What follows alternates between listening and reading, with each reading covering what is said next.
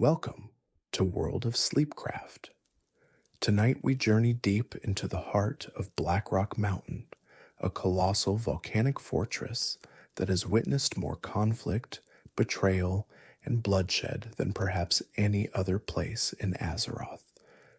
From the ancient wars of elemental lords to the forging of dwarven empires, from orcish invasions to the schemes of dragons, this mountain stands as a monument to both ambition and tragedy. Long before mortal races walked the world, before the dwarves carved their halls or orcs raised their banners, Azeroth was a realm of primal chaos. The elements themselves waged endless war across the young world, their conflict shaping mountains and carving seas.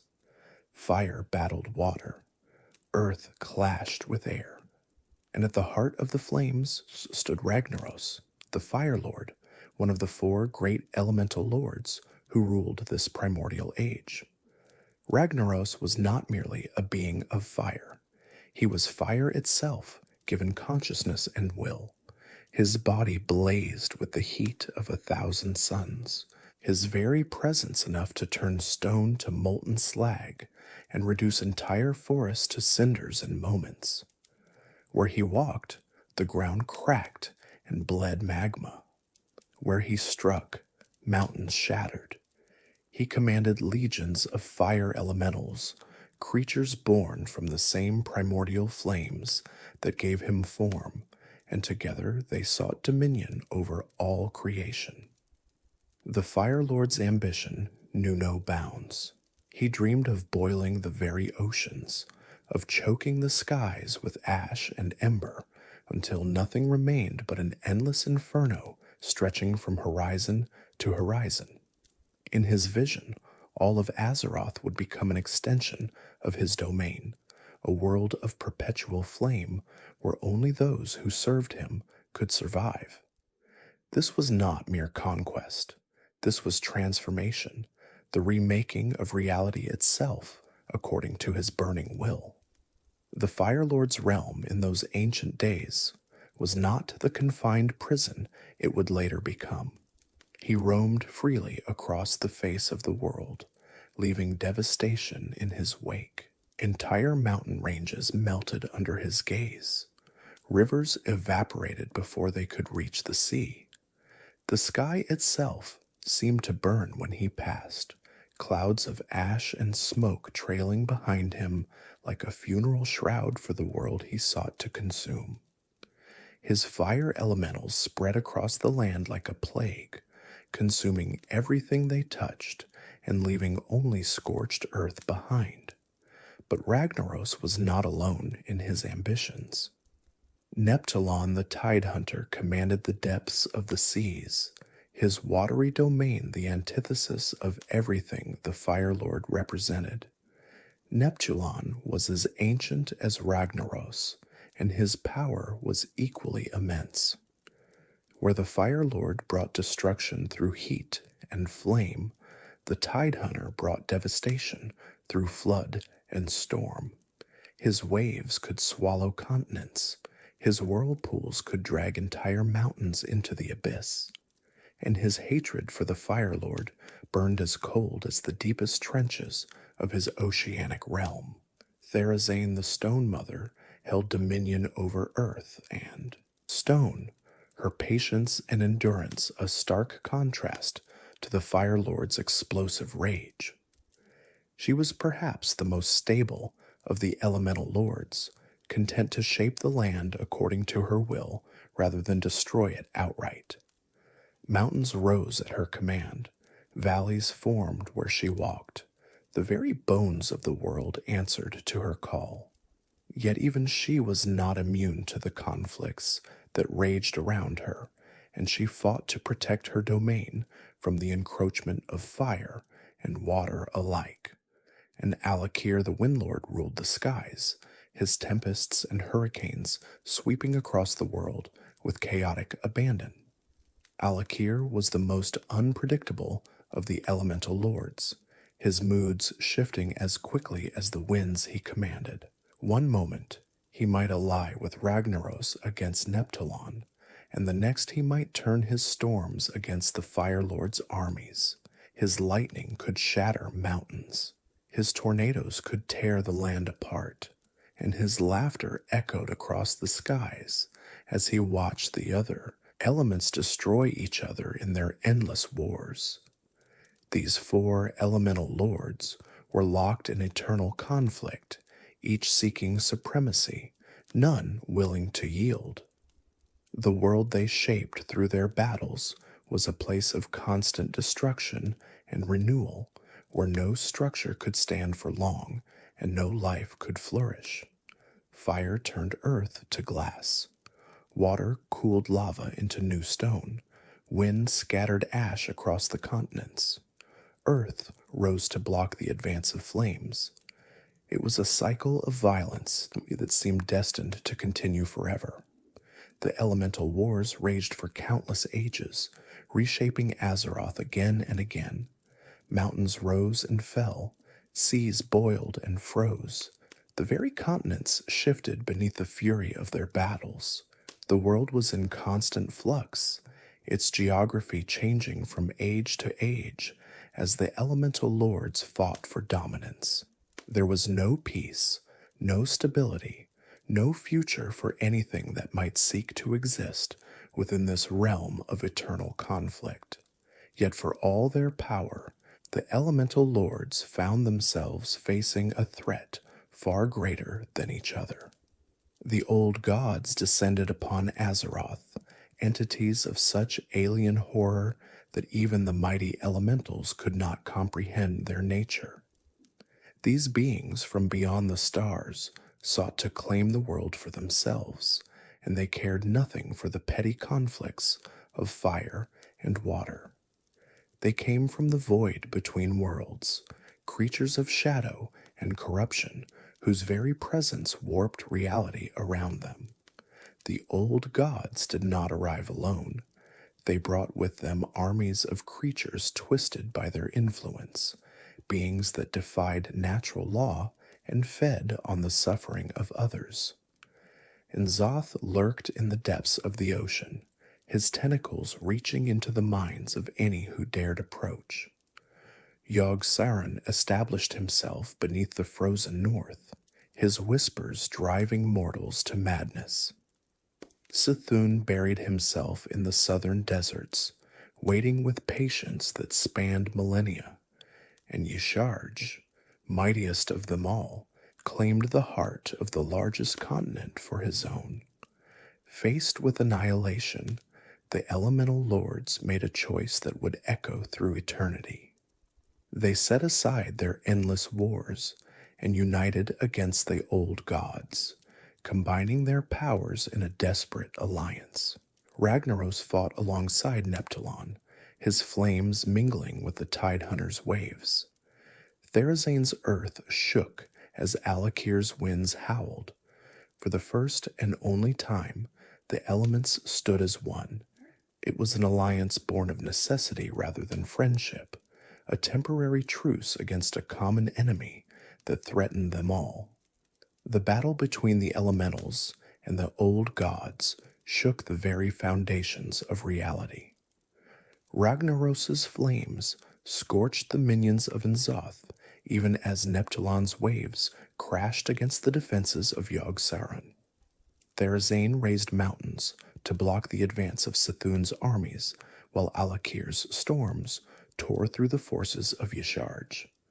For a time, it seemed that the combined might of the elements might be enough to drive back the invaders from beyond the stars. It was not enough. The old gods were beings of unfathomable power, their corruption seeping into the very fabric of reality. One by one, the elemental lords fell, not destroyed, but subjugated. They became slaves to the Black Empire, their vast powers bent to serve the will of entities they could not hope to resist. Ragnaros, the proud Firelord who had dreamed of burning worlds, found himself a tool in the hands of beings who viewed him as nothing more than a useful servant. The Black Empire spread across Azeroth, its dark towers rising from the corrupted earth. The old gods remade the world according to their twisted vision, and the elemental lords were forced to assist in this transformation. Ragnaros' fires no longer burned to conquer, but to destroy at the command of his masters. Neptulon's waves crashed where the old gods directed them. Therazane's earth shaped itself to support the structures of the Black Empire. Alakir's winds carried the whispers of the old gods across the world, spreading their corruption to every corner of Azeroth. This dark age might have lasted forever had the Titans not arrived. These cosmic beings traversed the universe seeking world souls, nascent Titans slumbering within planets. When they discovered Azeroth, they found not only a world soul of immense potential, but also the corruption of the old gods, threatening to consume it. The Titans could not allow such evil to persist. They sent their armies, the Titan Forged, to cleanse the world and free it from the Black Empire's grasp. The Titan Forged were beings of incredible power, crafted by the Titans themselves to serve as their soldiers and servants. They came in many forms, from the mighty keepers, who would later be known as Loken and Thorim and Hodir, to the countless warriors of stone and metal who formed the bulk of their armies. They wielded weapons of starlight and power that could reshape reality itself. And they came to Azeroth with a single purpose: to destroy the Black Empire and free the world from the corruption of the old gods. The war that followed shook Azeroth to its foundations. The Titan Forged, led by mighty keepers and empowered by their creator's will, broke the power of the old gods and shattered the Black Empire.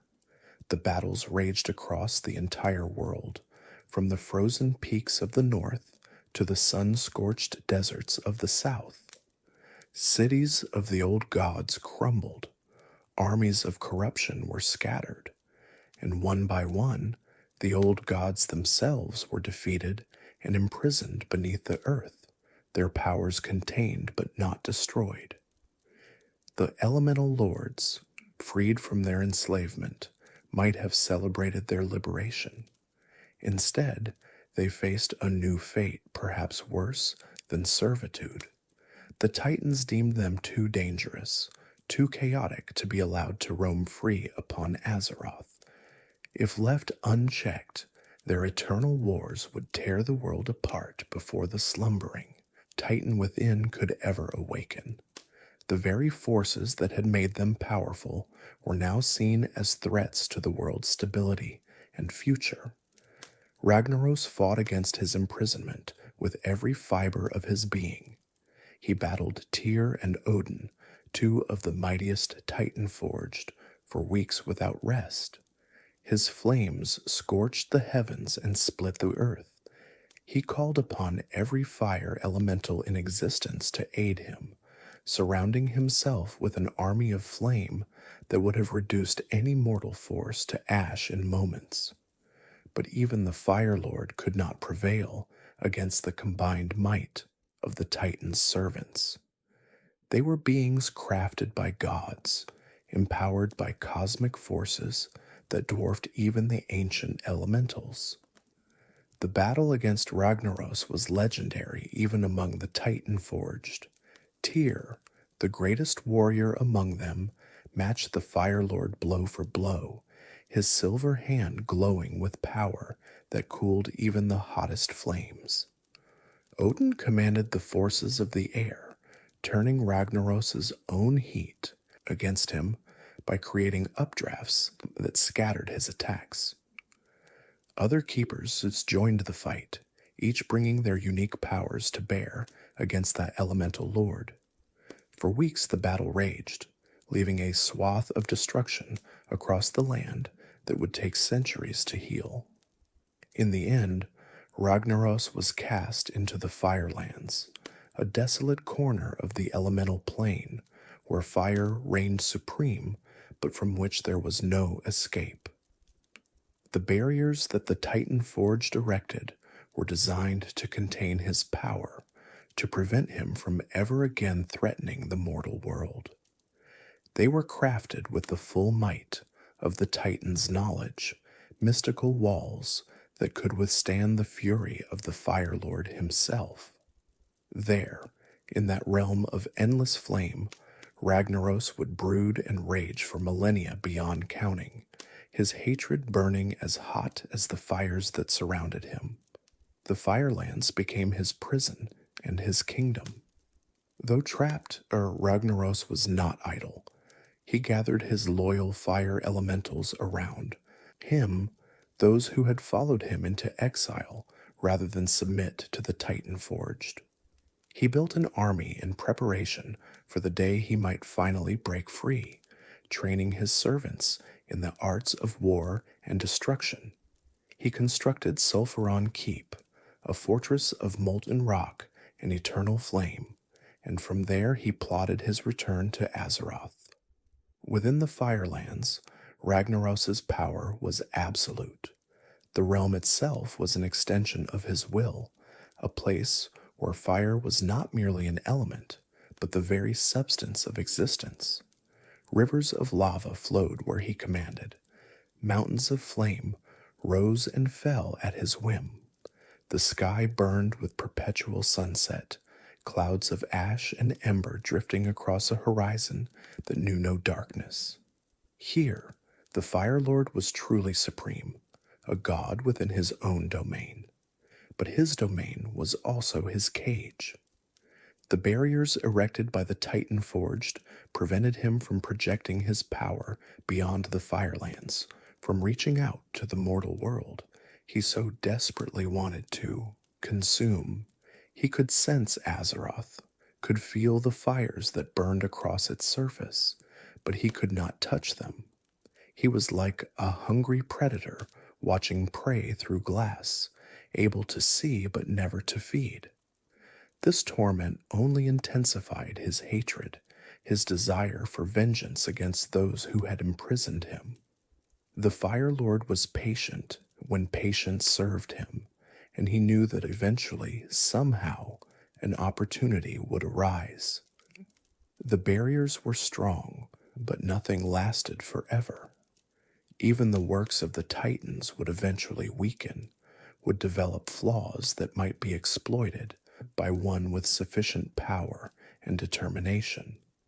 And when that day came, when the walls of his prison finally cracked, Ragnaros would be ready. He would not squander his chance for freedom. He would not fail again. The ages passed, and the world above the Firelands changed beyond recognition. The ordering of Azeroth gave rise to new civilizations, new peoples who knew nothing of the primordial wars or the beings imprisoned beneath their feet. The Titan Forged, their work complete, departed or fell into slumber, leaving behind only remnants of their great works. The world they had saved began to develop on its own, new races emerging to claim the lands that had once belonged to the elements. Among these new peoples were the dwarves, children of stone, awakened by the curse of flesh from their Titan-forged origins. They had once been earthen, creatures of living rock created by the Titans to shape the underground places of the world. But the curse of flesh, a corruption spread by the old gods, had transformed them into beings of blood and bone. They emerged from their mountain homes with a love of crafting and a fierce pride in their creations, building great halls and forging mighty weapons. The transformation from earthen to dwarf was gradual, occurring over countless generations. At first, the earthen did not understand what was happening to them, did not realize that they were changing into something new. They continued their work, shaping stone and metal as they always had, even as their bodies became softer, more vulnerable. Some resisted the change, retreating deeper into the earth where the curse's influence was weaker.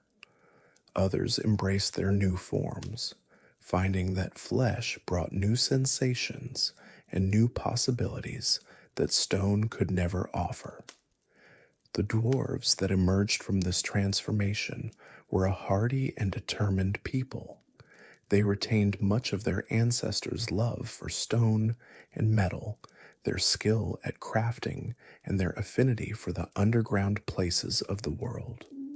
But they also developed new traits, new desires that the earthen had never known. They felt hunger and thirst, cold and warmth. They experienced joy and sorrow, love and hatred. They became mortal in the truest sense, their lives limited to spans of centuries rather than the eternal existence of their stone ancestors. The greatest of all dwarven kingdoms was Ironforge, a city carved into the heart of a mountain in the land that would come to be known as Modan. The mountain itself was ancient, one of the great peaks that had risen during the ordering of Azeroth. Its stone was rich with ore, its depths warm with the heat of the world's core.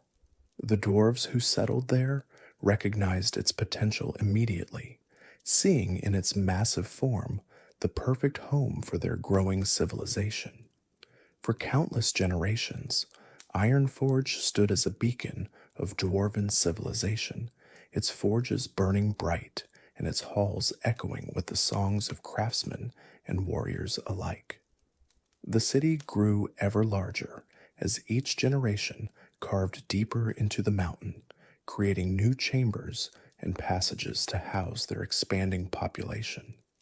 The forges produced weapons and armor of legendary quality, traded to the human kingdoms in the north for goods and resources that the dwarves could not produce themselves. The kingdom was ruled by High King Modimus Anvilmar, a wise and powerful leader who commanded the respect of all his people through his fairness and strength.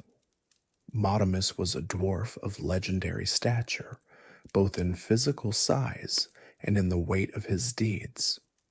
He had led his people through countless challenges, from conflicts with the trolls of the eastern kingdoms to natural disasters that threatened to collapse entire sections of the city. His wisdom was sought by rulers from across the continent, and his judgment was considered final in all matters of dwarven law. Modimus understood that the strength of Ironforge lay not in any single clan, but in the unity of all dwarves who called the great city home. He worked tirelessly to maintain peace between the various factions, to ensure that the ambitions of one group never came at the expense of another. He appointed advisors from each of the major clans, gave voice to the concerns of the smallest mining communities, and ensured that the benefits of Ironforge's prosperity were shared by all. Under his rule, the kingdom flourished as never before, but Ironforge was not home to a single, unified people. 3 distinct clans called the great city home, each with its own culture, traditions, and ambitions. These clans had coexisted for generations, their differences smoothed over by the High King's diplomacy and the shared prosperity of the kingdom. But beneath the surface of unity, old tensions simmered, old grievances remained unforgotten, and old ambitions waited for the opportunity to emerge. The largest and most prominent were the Bronzebeard clan, led by Thane Madarin Bronzebeard. They were the heart of Ironforge's military might and its commercial prowess, maintaining close ties to the human kingdoms to the north and filling the city's coffers through trade and diplomacy. The Bronzebeards saw themselves as the true inheritors of dwarven tradition, the keepers of the old ways, and the defenders of their mountain home. They lived in the middle levels of Ironforge, in the oldest and most prestigious chambers that their ancestors had carved in the early days of the city. The Bronzebeard warriors were renowned throughout the eastern kingdoms for their skill and discipline. They trained from childhood in the arts of war, learning to wield axe and hammer with deadly precision.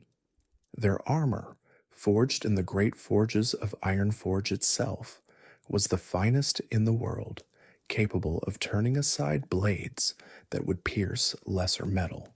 When the Bronzebeards marched to war, their enemies knew that they faced an army that would neither retreat nor surrender. The Wildhammer clan, under the leadership of Thane Cardros Wildhammer, represented a different vision of what dwarves could be. They preferred the open sky to the dark tunnels, the wind on their faces to the heat of the forges. The Wildhammers made their homes in the crags and foothills surrounding Ironforge, breeding griffins and developing a connection to the wild places that their Bronzebeard cousins could not understand.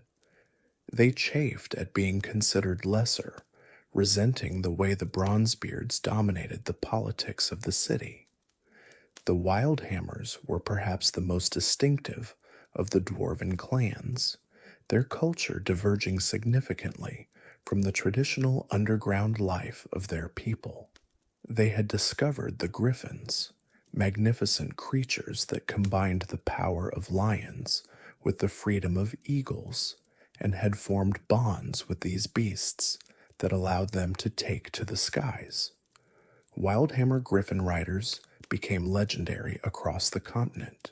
Their ability to strike from above and retreat into the clouds, making them invaluable allies and terrifying enemies. Their shamanic traditions set them apart from other dwarves as well. While the Bronzebeards and Dark Irons focused on crafting and sorcery, the Wildhammers developed a deep connection to the spirits of the wild. They could call upon the elements to aid them, though their approach was one of respect and partnership rather than command. Stormhammers, weapons infused with the power of lightning, became their signature tools, devastating enemies with electric fury that no armor could fully protect against. And then there were the Dark Irons, the most mysterious and dangerous of the three clans.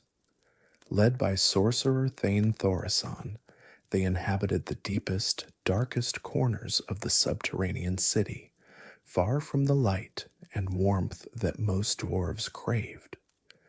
The Dark Irons had turned to sorcery, where other dwarves relied on steel and stone, developing magical arts that made their cousins uneasy. They were secretive and ambitious, always scheming, always plotting, nursing grievances both real and imagined against those who looked down upon them.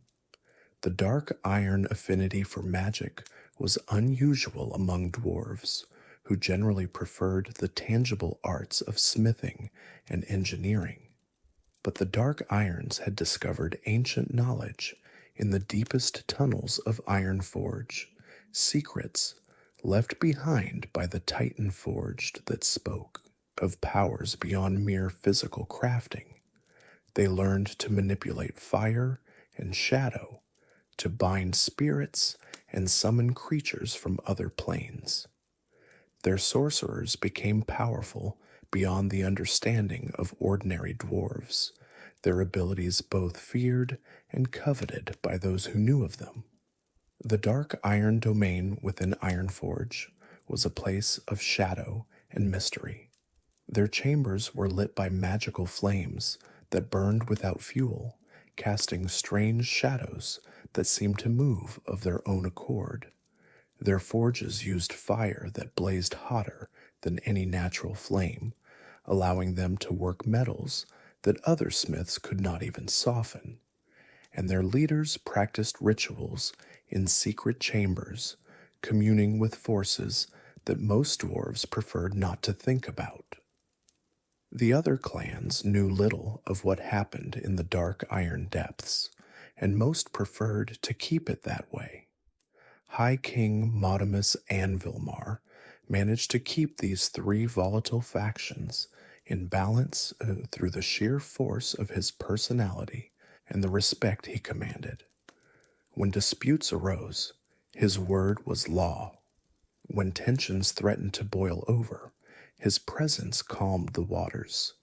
He was the keystone that held the great arch of Ironforge together, and as long as he lived, the kingdom remained united. The three clans might snipe at each other in council, might compete for resources and influence, but they all acknowledged the authority of the High King. Modimus had ruled for longer than most dwarves could remember. He had been old when the current thanes were young, ancient when their fathers were in their prime. Some whispered that he had discovered some secret of longevity, that his connection to the earth of Ironforge itself sustained him beyond the normal dwarven lifespan. Others said that his will alone kept him alive, that he refused to die while his kingdom still needed him. Whatever the truth, Modimus was a fixture of dwarven life, as constant and unchanging as the mountain itself. But Modimus was not immortal. The years took their toll even on his mighty frame. His beard, once black as coal, turned gray and then white. His powerful hands, which had once wielded a warhammer with devastating effect, began to tremble with age. His voice, which had once silenced entire councils with a single word, grew weaker with each passing year. Those closest to him could see the signs, could recognize that even the legendary High King could not rule forever. The High King's death sent shockwaves through the kingdom. It happened approximately 230 years before the Dark Portal would be opened, in an age when the world was still at relative peace. Modimus passed quietly in his sleep, surrounded by his closest advisors and family members. His final words were a plea for unity, a request that the clans set aside their differences and continue to work together for the good of all dwarves. It was a noble sentiment, but one that would go unheeded. Before a new king could be crowned, before the succession could be settled, the tensions that Modimus had suppressed for so long exploded into open conflict. Each clan believed it had the rightful claim to rule Ironforge. Each thane saw himself as the natural successor to the throne, and none were willing to submit to the authority of another. The alliance that had held for generations, bound together by the force of one dwarf's will, began to unravel in the days following his death. The Bronzebeards, with their numerical advantage and their control of the city's military, struck first. Thane Madarin Bronzebeard declared that by right of strength and tradition, Ironforge belonged to his clan alone. His family had been the most prominent in the kingdom since before anyone could remember. His warriors had defended the city against countless threats. His merchants had brought wealth that benefited everyone. Why should the throne go to anyone else? The Wildhammers and Dark Irons were given a choice: submit or leave. Neither chose submission. The Wildhammers refused to bow to a thane they considered no better than themselves, refused to abandon their dreams of equality in the kingdom their ancestors had helped build. The Dark Irons rejected the ultimatum with contempt, seeing in it proof of everything they had always believed about Bronzebeard arrogance. If Ironforge would not accept them as equals, then they would prove their worth through force. The forges of Ironforge, which had for so long produced tools and trade goods, now churned out weapons and armor. The halls that had echoed with songs and laughter now rang with the clash of steel and the cries of the wounded.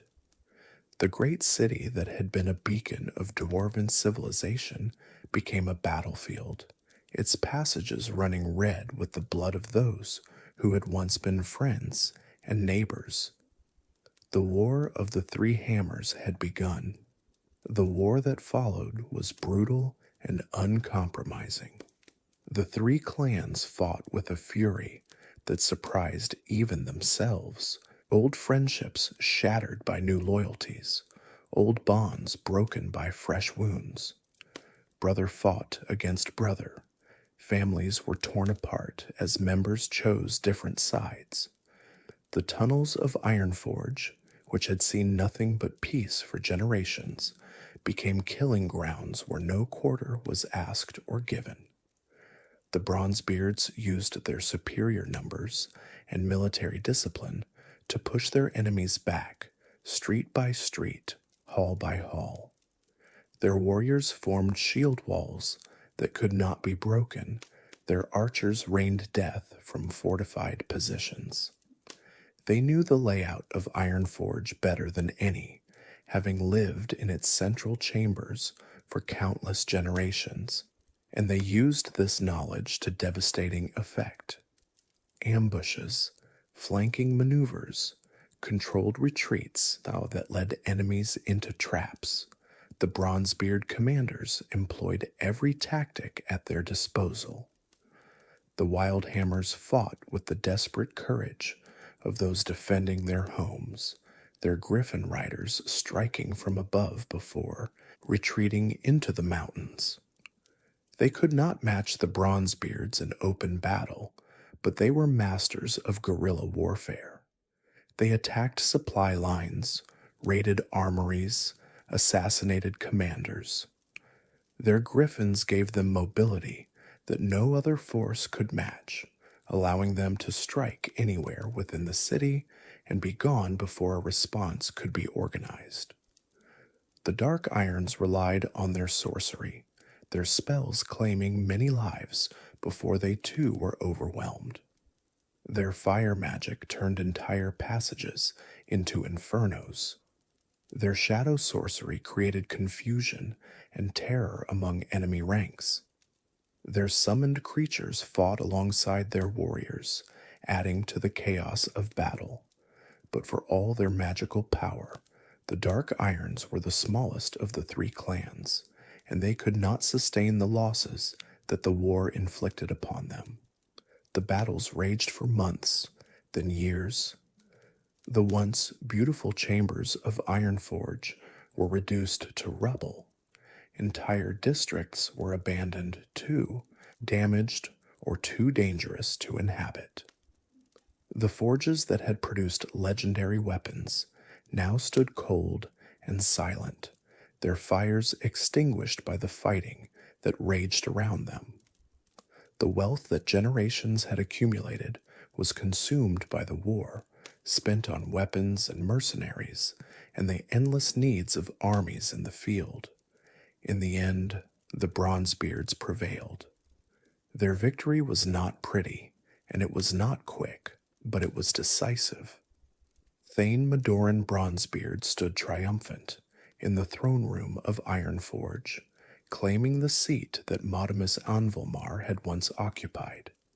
His warriors controlled every level of the city, from the upper gates to the deepest mines.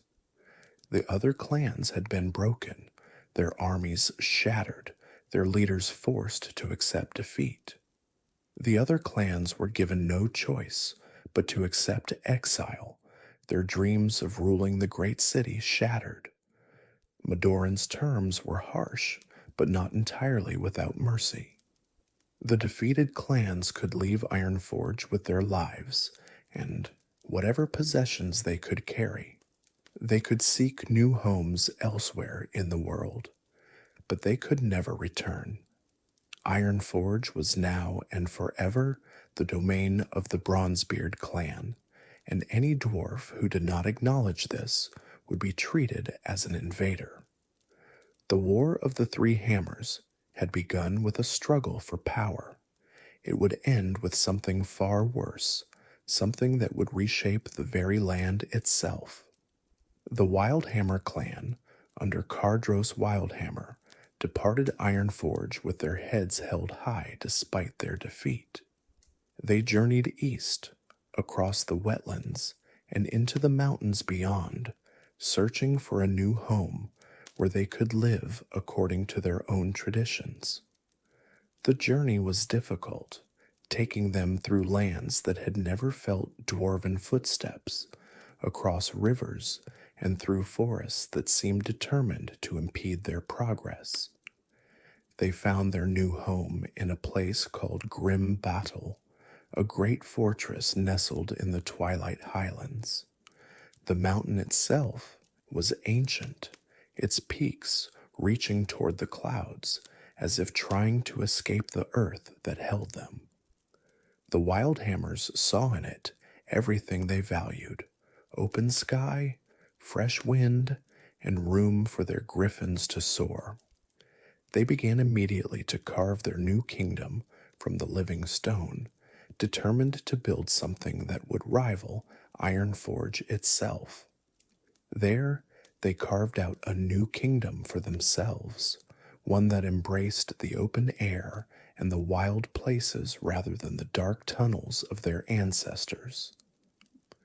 The halls of Grim Battle were designed differently from those of Ironforge, with wide windows and open passages that allowed the mountain winds to sweep through.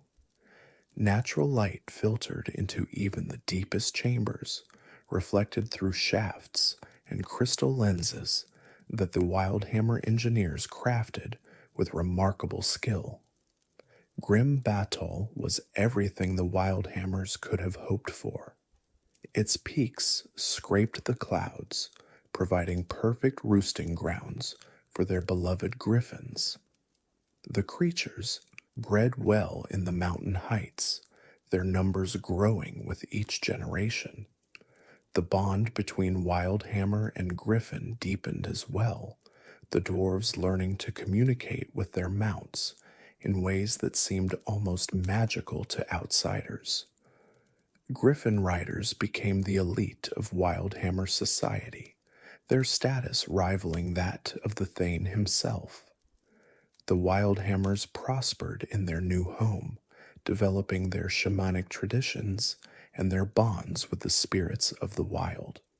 They learned to read the weather by watching the behavior of birds and beasts.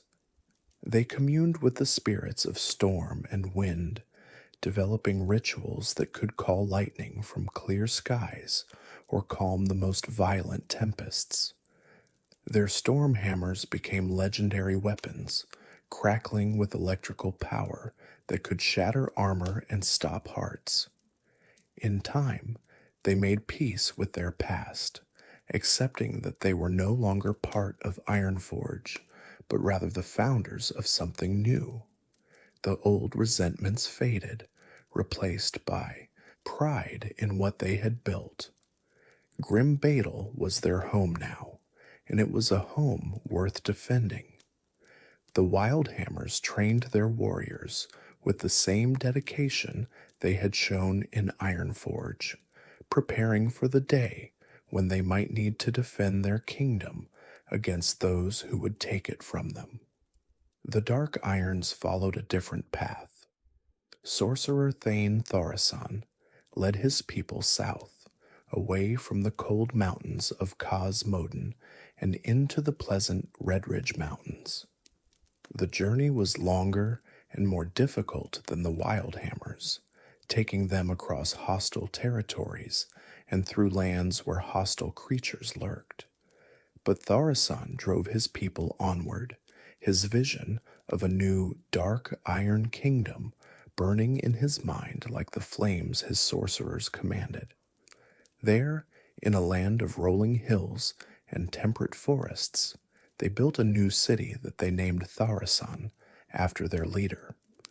The location was chosen with care, situated near volcanic vents that provided heat and power for their forges. Underground rivers supplied water and served as transportation routes. Rich veins of ore ran through the surrounding stone, providing raw materials for the weapons and tools the Dark Irons needed. The city of Tharasan rose quickly, its towers and halls constructed with a combination of dwarven engineering and dark iron sorcery. Unlike their cousins, who worked with honest stone and steel, the Dark Irons infused their buildings with magical power, creating structures that seemed almost alive with dark energy. Walls that could repair themselves, doors that opened only for those who spoke the proper words, traps that materialized from thin air to catch intruders. The city was a fortress as much as a home, designed to defend against any threat. The kingdom prospered in its own way, its people growing ever more insular and suspicious of outsiders. The Dark Irons had always been secretive, but exile intensified this tendency. They trusted no one beyond their own clan, saw enemies in every shadow and conspiracy in every coincidence. Their society became increasingly rigid, with strict hierarchies and harsh punishments for those who stepped out of line. The freedom that other dwarves valued was sacrificed for security and order. And at its heart, Sorcerer Thane Tharasan nursed his hatred, never forgetting the humiliation of his exile, never forgiving those who had cast him out. He spent hours in his throne room, plotting revenge against the Bronzebeards and Wildhammers. He reviewed reports from his spies, studied maps of his enemies' territories, and dreamed of the day when he would march his armies back to Ironforge and claim the throne that should have been his. Tharasan married the sorceress Modgud, a powerful practitioner of shadow magic whose abilities rivaled his own. She came from one of the most prestigious sorceress families in Dark Iron society, her bloodline rich with magical talent. Their union was as much a political alliance as a marriage, combining two of the most powerful factions within the clan. Together, they ruled the Dark Iron Kingdom with iron fists, building their power and biding their time. Modgud shared her husband's hatred for their former countrymen, but her ambitions extended beyond simple revenge. She dreamed of power absolute, of dominion not just over the other dwarves, but over all the races of the eastern kingdoms. Her shadow magic had shown her visions of what was possible, glimpses of futures where the Dark Irons ruled supreme. She whispered these visions to Tharasan, stoking his ambition and directing it toward ever greater goals. Years passed, then decades. The wounds of the war should have healed, but for Tharasan they only festered. He watched his kingdom grow strong, watched his armies swell with warriors, and his sorcerers master ever darker arts. Each new success was measured against the day when he would finally strike back at those who had wronged him. Each new weapon, each new spell, each new soldier was another step toward the vengeance he craved. The peace that had settled over the dwarven lands was fragile, a thin veneer over deep currents of resentment and ambition. The Bronzebeards and Ironforge grew comfortable in their dominance, perhaps too comfortable. They had won the war, claimed the city, established themselves as the rightful rulers of all dwarves. But they had also become complacent, their military strength allowed to diminish as the years of peace accumulated. The Wildhammers in grim battle built their own society, one that valued freedom and the wild places. They had made their peace with their exile, had created something new and worthy of pride. But they had not forgotten the war or the injustice they had suffered. If the opportunity arose to settle old scores, many Wildhammers would not hesitate to take it. And the Dark Irons waited, their patience born of certainty that one day they would reclaim what had been taken from them. Thaurissan's agents moved through the other kingdoms, gathering intelligence and sowing discord. His sorcerers developed ever more powerful spells, preparing for the day when they would be unleashed. His generals drilled his armies in the tactics they would use when the order finally came to march. The years of preparation finally bore fruit when Thaurissan judged the moment right to strike. His armies had grown mighty, his sorcerers powerful beyond any that Ironforge could field. The Bronzebeards had grown soft in their prosperity, their warriors more suited to parade than battle.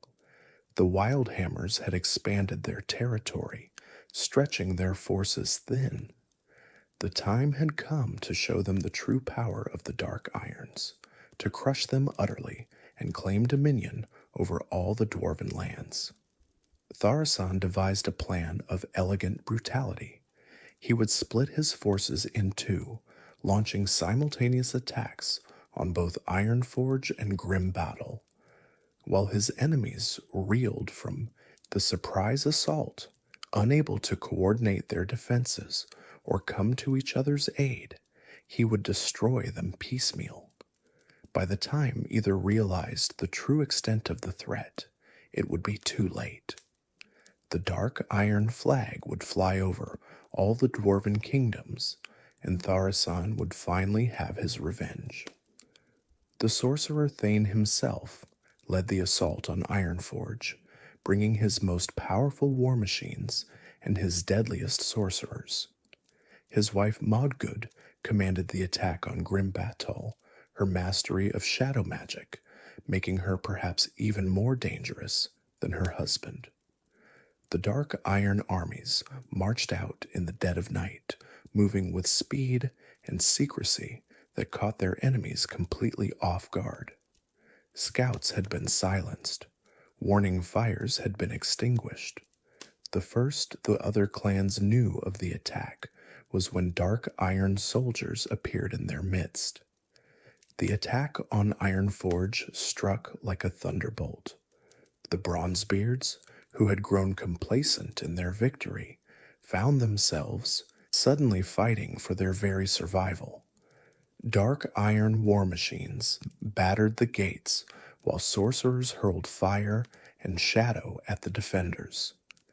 The outer defenses, which had not been properly maintained in the years of peace, crumbled almost immediately.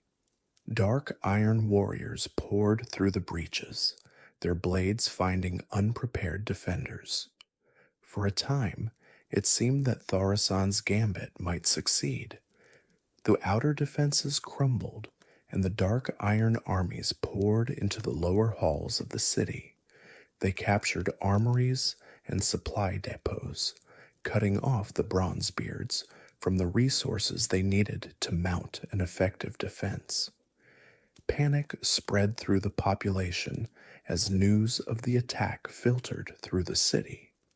Many believed that all was lost, that the Dark Irons would succeed where they had failed decades before, but the Bronzebeards had not forgotten how to fight.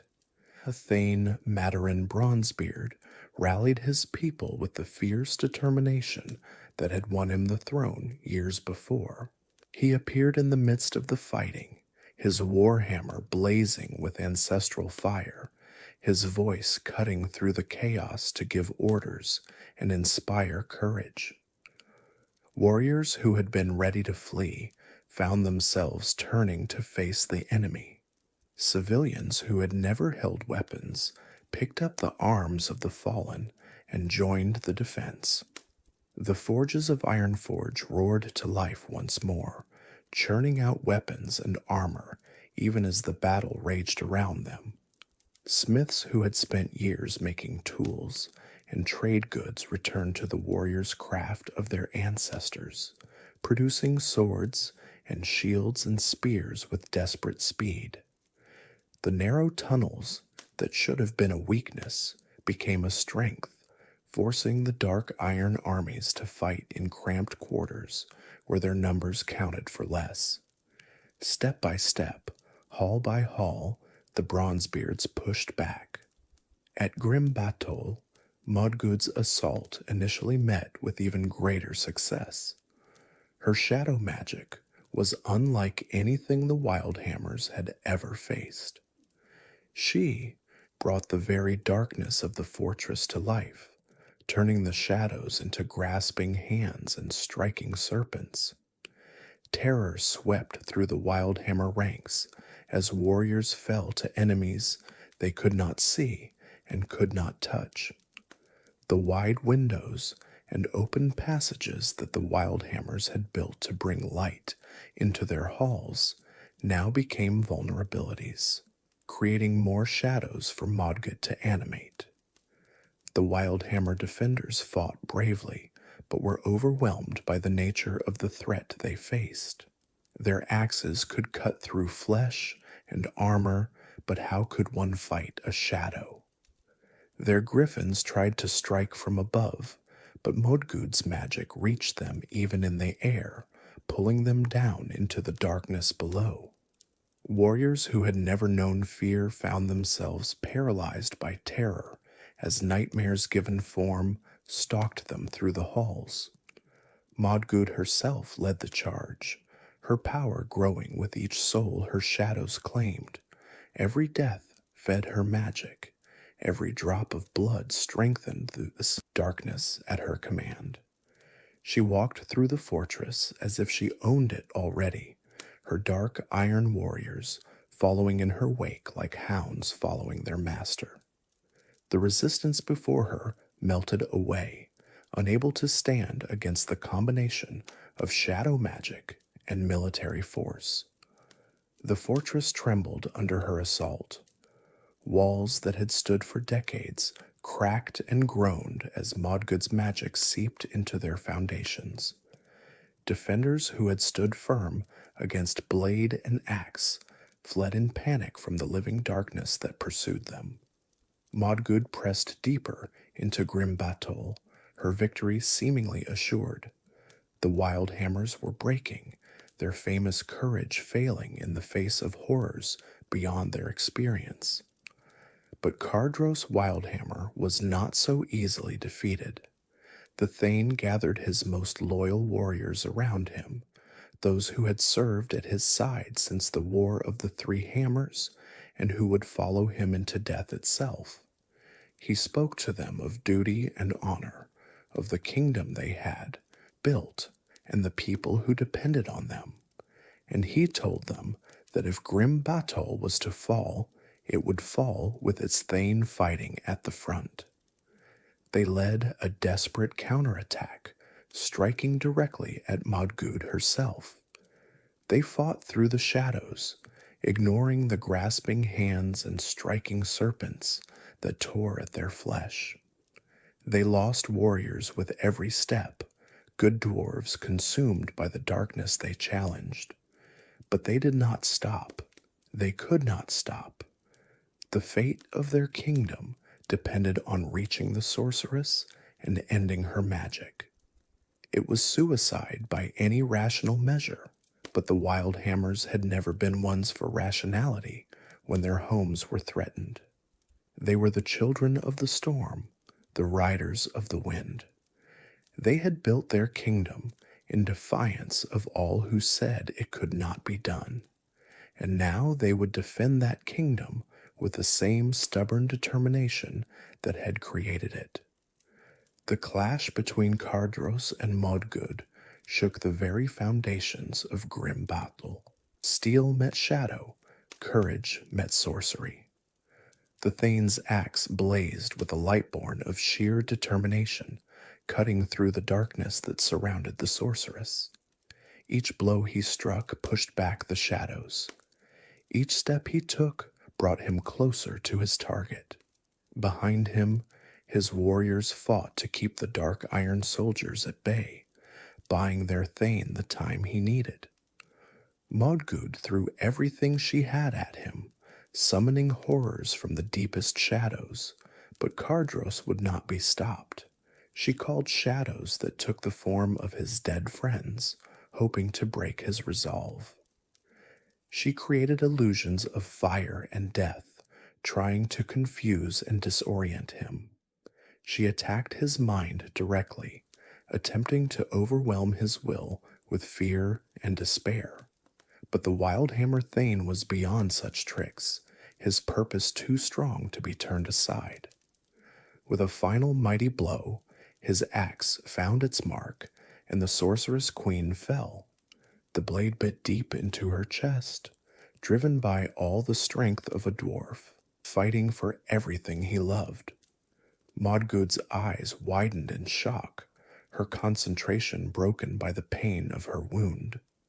The shadows she had animated collapsed as her control over them failed, and in that moment, as her life's blood flowed onto the stones of grim Batol, the tide of the battle turned. With Modgud's death, the shadows she had animated collapsed. The grasping hands dissolved into nothingness. The striking serpents faded away. The nightmarish creatures that had stalked the halls simply ceased to exist, their animating force gone with their creator. The darkness that had filled grim battle retreated, replaced by the natural light that the Wildhammers had designed their fortress to capture.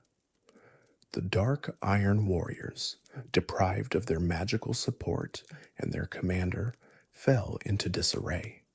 Many threw down their weapons and surrendered, recognizing that the battle was lost. Others tried to flee, seeking to escape the fortress before the Wildhammers could reorganize and trap them. A few fought on, too committed to their cause to accept defeat, but they were quickly overwhelmed by Wildhammer warriors whose fear had turned to fury. The Wildhammers seized the moment, their terror transformed into rage. They drove the remaining dark irons from grim battle with a ferocity that left no room for mercy. The invaders fled south, hoping to reach the safety of their homeland. They abandoned their siege equipment, their supplies, everything that might slow them down. Their only thought was escape, survival, putting as much distance as possible between themselves and the fortress they had failed to capture. They never made it. The Bronzebeards, having finally thrown Thorison's forces back from Ironforge, had marched out in pursuit. Word of Modgud's defeat reached them even as they advanced, carried by griffin riders who had witnessed the sorceress's death. They moved to cut off the dark iron retreat, positioning their forces to intercept the fleeing army. The trap was closing, and there was nothing the dark irons could do to escape it. The fleeing army found itself trapped between two vengeful hosts, the Wildhammers pursuing from the north and the Bronzebeards blocking the south. There was nowhere to run, nowhere to hide. The two allied armies closed in from opposite directions, their commanders coordinating through griffin messengers to ensure that no gap remained through which the Dark Irons might escape. The Dark Iron army was destroyed in the battle that followed. Caught between two enemies, demoralized by their failures and the death of their queen, they were slaughtered almost to the last dwarf. Only a handful managed to escape the carnage, fleeing into the mountains to carry word of the disaster back to Thaurissan. The grand invasion that was supposed to establish Dark Iron supremacy had ended in catastrophe, but the Bronzebeards and Wildhammers were not satisfied with merely defeating the Dark Iron armies. They had been attacked in their homes, their people killed, their peace shattered. They wanted more than victory. They wanted justice, and so the combined armies turned south, marching toward the Dark Iron capital of Thaurissan, intent on ending the Dark Iron threat once and for all. Sorcerer Thane Thaurissan received the news of his defeat in stages, each report worse than the last. First came word that the assault on Ironforge had failed, that his armies had been driven back with heavy losses.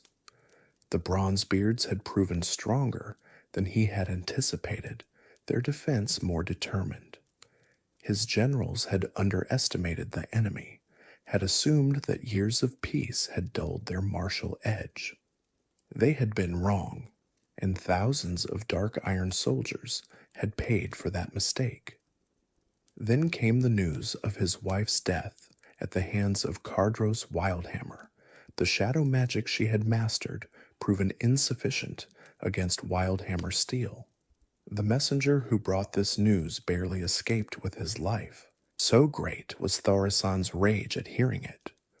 Modgud was gone, her power extinguished, her dreams of empire dead along with her. The one person who had truly understood him, who had shared his vision and his hatred, was no more. Finally came the reports of his army's annihilation, of the combined Bronzebeard and Wildhammer forces marching toward his city. The Dark Iron forces that had survived the failed invasions were scattered and broken, unable to mount any meaningful resistance. The enemy would arrive within days, and when they did, they would find a kingdom that could not defend itself. The Dark Irons had thrown everything into their attack, leaving nothing in reserve to protect their homeland. Thaurissan's grief was terrible to behold. Modgud had been more than his wife. She had been his partner in all things, the one person who understood his ambitions and shared his hatred. Her death left a void in his heart that could not be filled, shook a wound that would never heal. He spent hours in his chambers, speaking to her as if she were still there, making promises of vengeance that he knew he might never be able to keep. But there was no time for mourning, no space for sorrow. The enemy was coming, and the Dark Iron Kingdom was doomed unless he could find a way to stop them. Thaurissan forced himself to set aside his grief, to focus on the crisis at hand. His generals told him that conventional defense was impossible, that the enemy was too strong and his forces too weak. They suggested surrender, or flight, or other options that Thaurissan rejected with contempt. The sorcerer Thane was desperate, and desperation drives people to terrible choices. He gathered his most powerful sorcerers around him, 7 of the greatest practitioners of dark magic in the Dark Iron Kingdom.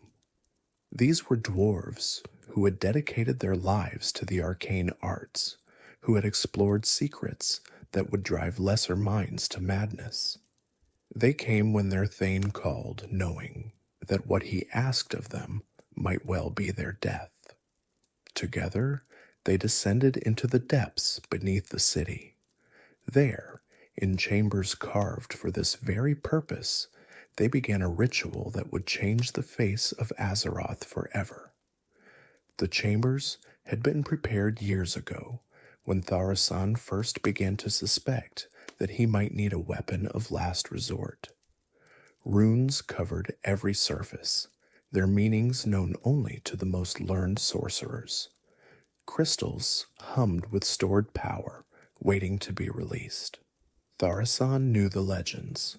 Every dwarf knew them, though most dismissed them as mere stories. Tales of beings of immense power sleeping beneath the earth, entities from the dawn of time that had been imprisoned by forces beyond mortal comprehension. Most dwarves feared these stories and avoided anything that might wake these slumbering powers. Thaurissan, consumed by grief and rage, saw them as opportunity. He called upon the ancient power of fire that he could sense deep beneath the Red Ridge Mountains. His sorcerers added their voices to his, their magic weaving together in patterns that should never have been attempted. The ritual built upon itself, drawing power from the earth, from the air, from the life force of the sorcerers themselves. Each word of the incantation added to the building energy. Each gesture directed it toward a specific purpose. They sought to summon a servant, a being of elemental fire that would turn the tide of the coming battle and deliver victory to the dark irons. They had read ancient texts that spoke of the elemental lords, of Ragnaros who had ruled fire before the Titans imprisoned him in the Firelands. They believed they could reach through to that realm, could draw forth some portion of elemental power and bind it to their will. What they got was something far beyond their worst nightmares. The barriers that the Titans had erected millennia ago, the mystical walls that kept Ragnaros imprisoned in the Firelands, were not designed to be permanent. They were meant to contain, not to endure forever. The Titans had created them hastily, under the pressure of war, with the intention of reinforcing them later. But the Titans had departed before that work could be completed, and the barriers had been slowly weakening ever since. And now, after countless ages, those barriers found themselves under assault from the very world they were meant to protect. Thaurissan's ritual, powered by desperation and dark magic, created a crack in the dimensional walls. The power the sorcerers were channeling resonated with the Firelands, created a connection between the mortal world and the elemental realm of fire.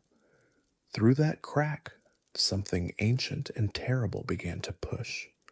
Ragnaros the Firelord had waited an eternity for this moment. From his prison in the Firelands, he had sensed the ritual, felt the barriers weakening under the assault of mortal magic. For ages he had tested those barriers, probing for weakness, looking for any flaw that might be exploited. Now finally, such a flaw had appeared.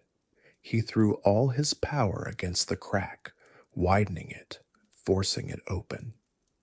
The sorcerer Thane realized too late what he had done, understood in his final moments that he had not summoned a servant, but released a master. The power flowing through the ritual chambers suddenly reversed, no longer pulling from the Firelands, but being pulled toward it. The sorcerers screamed as their life force was drained from them, consumed by the entity on the other side of the dimensional breach.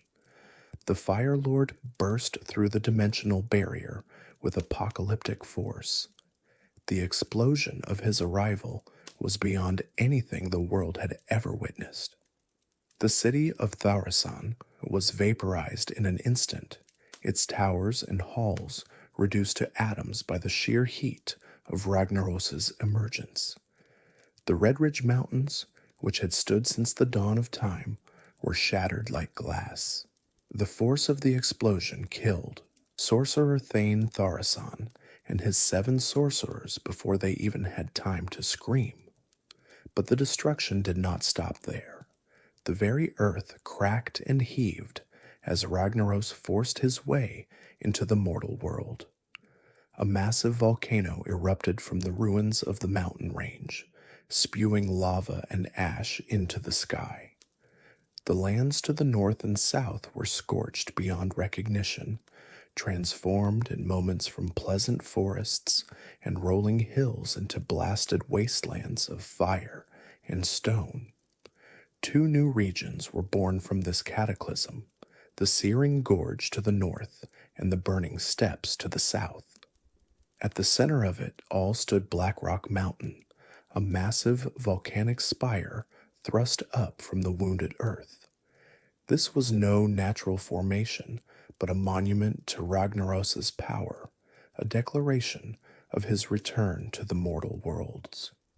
The mountain's heart blazed with elemental fire, its depths connecting directly to the molten core where the Firelord would make his new domain. The Firelands might have been his prison, but Blackrock Mountain would be his throne. The approaching armies of the Bronzebeards and Wildhammers witnessed the cataclysm from a distance, watching in horror as the world itself seemed to end before their eyes.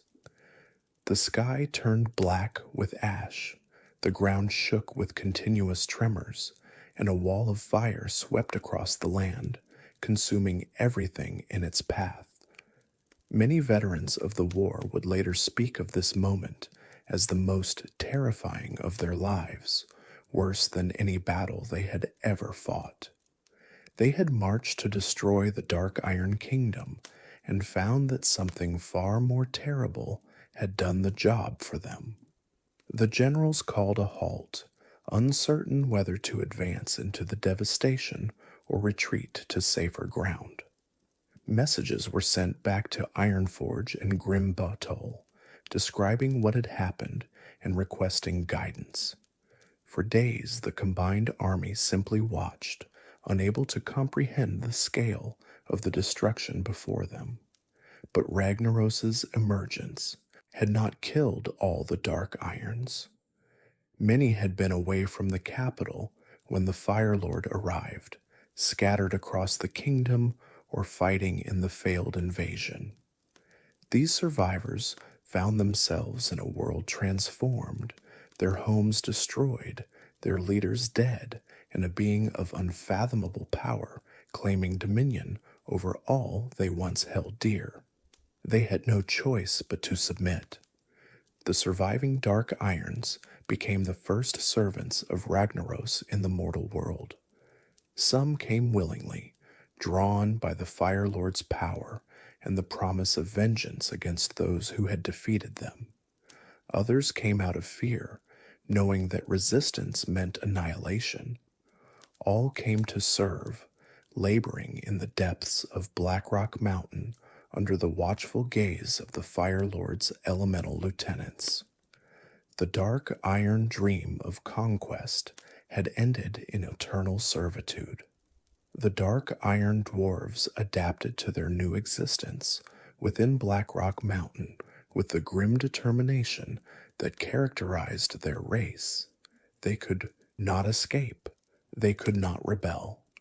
The Firelord's power was absolute within his domain, his awareness extending to every corner of the mountain. Any dwarf who even thought of defiance found themselves consumed by fire, their bodies reduced to ash, and their souls claimed by Ragnaros as fuel for his power. They could only endure and survive, building a new civilization in the shadow of their elemental master. And build they did, creating one of the most impressive underground cities in all of Azeroth, Shadowforge City. The work took generations, countless dwarves laboring and dying in the volcanic heat. But the Dark Irons never stopped. To stop would be to die, and death in the mountain meant an eternity of servitude to the Firelord. The chief architect of this massive undertaking was Franklorn Forgewright, perhaps the greatest builder the Dark Iron clan had ever produced. Forgewright was a visionary, a dwarf who saw beauty in stone and metal where others saw only raw materials. He had developed the stone-wrought method of construction, a technique that allowed the creation of structures of unprecedented size and durability. The stone-wrought dam in Loch Modan was his creation as well, a testament to his skill that would stand for centuries. Under Forge Wright's guidance, the Dark Irons began to transform the lower reaches of Blackrock Mountain into a proper city. He designed chambers that could withstand the volcanic forces constantly at work in the mountain, walls that would flex rather than crack under seismic pressure. He created drainage systems that channeled lava flows away from inhabited areas, ventilation systems that made the air breathable despite the constant heat. Every aspect of Shadowforge City bore the mark of his genius. Shadowforge City was built to last forever. Its halls were carved with precision that bordered on obsession.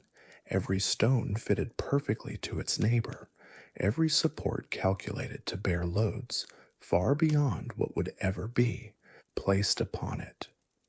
The Dark Irons channeled their centuries of engineering expertise into the construction, creating underground avenues wide enough for armies to march through, chambers vast enough to hold thousands, and forges hot enough to work any metal known to dwarfkind. The city was divided into distinct districts, each serving a specific purpose in Dark Iron society. The prison levels held those who had displeased their masters, whether Dark Iron rebels or captured enemies. These cells were carved into the hottest rock, where temperatures made prolonged survival nearly impossible. The manufacturing districts housed the endless forges and workshops where the Dark Irons plied their trades, producing weapons and armor of legendary quality. The residential areas provided living space for the population, though comfort was a luxury few could afford under Ragnaros's rule.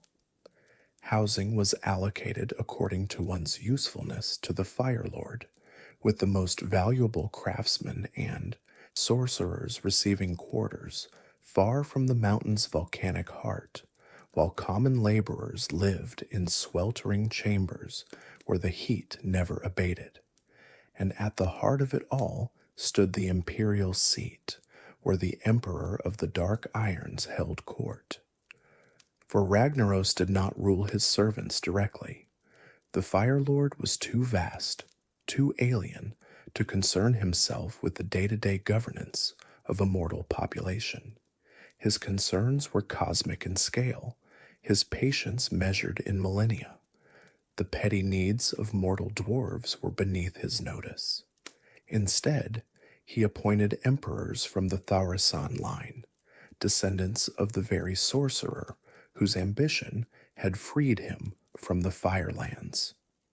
These emperors served as intermediaries between the Dark Irons and their elemental overlord, translating his wishes into commands that mortal minds could comprehend. They held power of life and death over their subjects, but that power was always contingent on Ragnaros's approval. An emperor who displeased the Firelord would find himself replaced, usually in a manner that served as an example to his successor. The throne of the Dark Irons was as much a burden as an honor. The current emperor at the time of our story's main events was Dagran Thaurissan, a direct descendant of the sorcerer Thane who had summoned Ragnaros. Dagran was a complicated figure, a ruler who balanced competing loyalties with masterful skill. He served Ragnaros because he had no choice, because defiance meant death for himself and all his people, but he also dreamed of freedom, of a day when the Dark Irons might break their chains and reclaim their destiny. Dagran's court was a place of constant intrigue and subtle danger. The emperor surrounded himself with advisors and servants, each with their own agendas, each seeking to advance their own position within the hierarchy. Dark Iron Society had never been known for its trust or its openness, and centuries of servitude to the Firelord had only intensified these tendencies. Every word was weighed for hidden meaning, every gesture analyzed for potential threat. Despite their enslavement, the Dark Irons continued to develop their culture and their craft. Their sorcerers explored ever darker magical arts, developing techniques that would have horrified their Bronzebeard and Wildhammer cousins. They learned to manipulate fire in ways that even Ragnaros found useful, creating flames that could burn underwater or freeze their targets. Their shadow magic deepened as well, allowing them to create illusions so real that victims would die from imagined wounds. Their smiths forged weapons and armor of exceptional quality, infusing their creations with magical power that made them sought after across Azeroth. Dark iron ore, found only in the mountains surrounding Blackrock, could be worked into metal stronger than steel and more resistant to damage. Weapons made from this metal held their edge indefinitely, could pierce armor that would turn ordinary blades. Armor forged from dark iron could withstand impacts that would crush normal protection. Their engineers designed machines of war and industry that pushed the boundaries of what dwarven technology could achieve. Golems of stone and metal patrolled the halls of Shadowforge City, enforcing order and crushing any hint of rebellion. Drilling machines bored new tunnels through solid rock in hours rather than days. Mining equipment extracted ore from deposits too deep for manual labor to reach. The Dark Irons might be slaves, but they were slaves who excelled at their craft. The Grim Guzzler stood as a strange anomaly within Shadowforge City, a tavern where Dark Irons could forget their troubles for a few hours. Here, in this underground establishment, the servants of Ragnaros gathered to drink dark ale and listen to music, to engage in brawls and watch exotic entertainers. It was perhaps the only place in the city where something like joy could be found, a brief respite from the endless labor and the ever-present fear of the Firelord's displeasure. The tavern had its own rules, enforced by its proprietor and accepted by all who entered.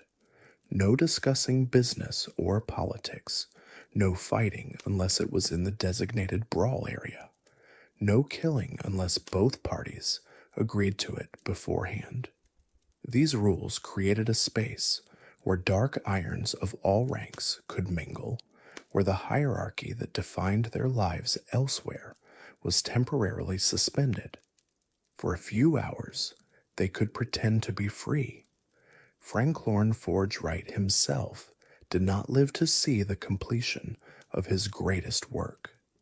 He died during the construction, though whether by accident, assassination, or simple exhaustion is a matter of historical debate. Some say he was killed by a rival architect who coveted his position. Others claim that Ragnaros consumed him when his usefulness ended. Still others believe that Forgewright worked himself to death, unable to stop designing even as his body failed. His successor, Phineas Darkfire, inherited both his position as chief architect and his legendary hammer, Ironfell. Darkfire proved a capable leader in his own right, though he lacked Forgewright's visionary genius. Where Forgewright had seen beauty and possibility, Darkfire saw only utility and efficiency. Under his guidance, Shadowforge City was completed according to the original plans, but the spark of creativity that had defined Forgewright's work was absent. Forgewright's spirit, however, found no rest. His ghost lingered in Blackrock Mountain, bound to the place he had helped create. Those who ventured into the mountain's depths sometimes encountered him at his tomb, a spectral dwarf who would share tales of the city's construction and offer guidance to those he deemed worthy.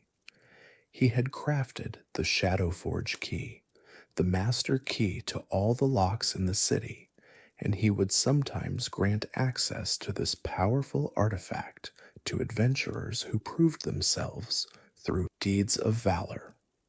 The Dark Irons did not merely exist within Blackrock Mountain, they expanded their influence into the surrounding regions. The Searing Gorge to the north became a mining operation of massive scale, its rich deposits of dark iron ore extracted by legions of slaves and workers. The burning steppes to the south served as a buffer zone, its desolate landscapes patrolled by dark iron scouts watching for threats to their domain. Even the Badlands to the south saw dark iron activity, their agents and operations extending far beyond the mountain itself.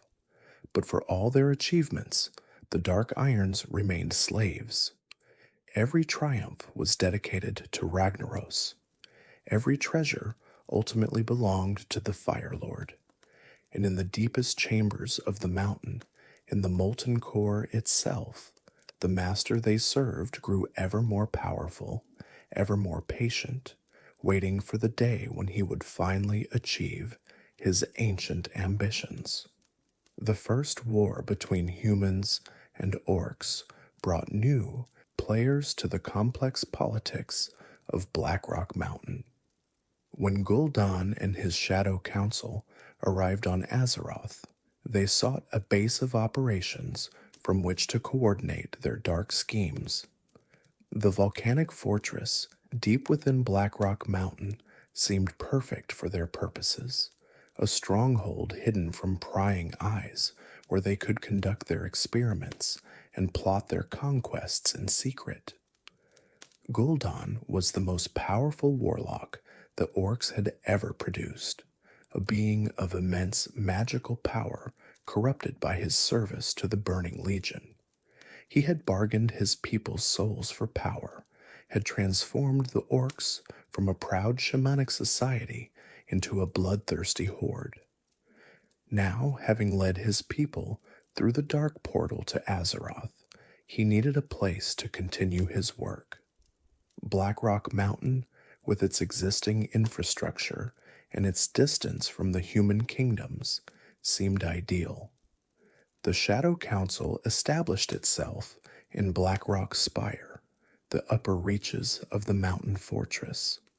But they soon discovered that they were not alone. The fire elementals who served Ragnaros did not take kindly to intruders, and the dark iron dwarves who labored in the depths viewed the orcs with suspicion and hostility. The Shadow Council found itself locked in a tense standoff with the mountain's existing inhabitants. The elementals attacked without warning, sending waves of fire against the orcish warlocks. The Dark Irons launched raids from the depths, striking at isolated groups of orcs and vanishing back into the tunnels they knew so well. For weeks, the Shadow Council found itself fighting on multiple fronts, unable to establish the secure base they desperately needed. Some among them suggested abandoning the mountain, finding somewhere else to conduct their work. Cho'Gall, the two-headed ogre mage who served as one of Gul'dan's most powerful lieutenants, found the solution. His connection to the old gods, those dark entities that had once enslaved the elemental lords, gave him insight into the nature of Ragnaros and his servants. He understood that the fire elementals, despite their apparent allegiance to the Firelord, still bore traces of their ancient servitude to beings of shadow and corruption. The old gods had marked them, and that mark could be exploited. Through careful negotiation and subtle magical manipulation, Cho'Gall struck a deal with Ragnaros' lieutenants.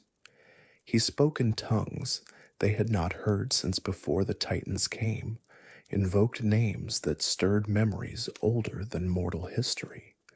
The elementals found themselves responding to his words, recognizing something in his magic that awakened long dormant instincts. They agreed to parley, to discuss terms rather than simply attack. The agreement was simple. The Shadow Council would occupy the upper reaches of the mountain, specifically Blackrock Spire. They would not interfere with the fire elementals or the dark iron dwarves in the lower levels. In return, Ragnaros' servants would not molest the orcish warlocks. It was a marriage of convenience rather than genuine alliance, two dark powers coexisting because conflict would be too costly for either side. The Shadow Council made Blackrock Spire their home, filling its halls with dark magic and darker schemes. They conducted experiments on captive subjects, developing new methods of corruption and enslavement. They refined the necromantic arts that would later give rise to the Death Knights. They communicated with their demonic masters in the twisting nether, coordinating their efforts to prepare for the eventual invasion of the Burning Legion. The constant volcanic activity of the mountain provided both cover for their activities and power for their rituals. The heat that rose from the depths could be channeled through specially designed devices, providing energy for the most demanding magical workings. The smoke that poured from the mountain's peak concealed what was happening within from any who might think to observe. For a time, Blackrock Mountain housed two distinct centers of evil, each pursuing its own agenda while carefully avoiding the other. But the Shadow Council's dominion over the spire would not last. When Orgrim Doomhammer, chieftain of the Blackrock clan, discovered the extent of Gul'dan's manipulation of the Horde, he moved against the warlocks. Doomhammer had long suspected that Gul'dan was not the ally he pretended to be, that the warlocks served Meester other than the Horde. His investigation revealed the full truth: the corruption of the orcs, the murder of the shamans, the servitude to demons that Gul'dan had concealed. The Shadow Council was destroyed in a sudden purge, its members killed and its power broken. Doomhammer struck without warning, using his most trusted warriors to eliminate the warlocks before they could mount a defense. Gul'dan himself escaped only by feigning death, lying among the corpses of his followers until Doomhammer's forces moved on. The other members of the Shadow Council were not so fortunate. Their bodies were burned to prevent resurrection. Doomhammer had no love for dark magic or those who wielded it, and he swept the spire clean of the warlock's influence. He ordered every trace of their presence destroyed, every artifact and tome burned or buried. The chambers where they had conducted their rituals were sealed, declared cursed, and forbidden to enter. The Blackrock clan claimed the mountain that shared their name as their own, purged of the corruption that had infested it. With the Shadow Council gone, Orgrim Doomhammer made Blackrock Spire the headquarters of the Horde, a fitting base from which to coordinate the war against the Alliance. The Orcish warriors, who had crossed through the Dark Portal, found themselves making their home in the very heart of a volcano, surrounded by fire and stone and the constant rumble of elemental activity below. It was a harsh environment, but the orcs thrived in harsh environments. The Second War saw Blackrock Mountain become one of the most strategic locations in all of Azeroth. From its heights, the Horde could observe the movements of Alliance forces across the burning steppes and beyond. Its natural defenses made it nearly impervious to assault, and its depths provided endless resources for the war effort. The Dark Iron Dwarves, still enslaved to Ragnaros, were forced into an uneasy coexistence with their orcish neighbors, each group occupying different levels of the mountain and trying to avoid conflict. Doomhammer understood the value of his position. He used the mountain as a staging ground for the Horde's campaigns, launching attacks against the human kingdoms from its impregnable walls. The forges of the Blackrock clan burned constantly, producing weapons and armor for the orcish armies. Warriors gathered in its halls before marching to war, and the wounded returned to its depths to recover before fighting again. One of the most significant events of this period occurred on the slopes of Blackrock Mountain itself, where Doomhammer addressed his assembled forces before the final push into the northern kingdoms. The gathered horde included not only orcs, but also trolls, ogres, and other allies who had joined their cause. As Doomhammer spoke, the volcano itself seemed to respond, sending streams of lava flowing down its sides as if in approval of the coming war. It was at this gathering that Gul'dan's Death Knights were introduced to the horde at large. These undead warriors, raised from the corpses of fallen knights and powered by the souls of dead orc warlocks, represented a new kind of horror.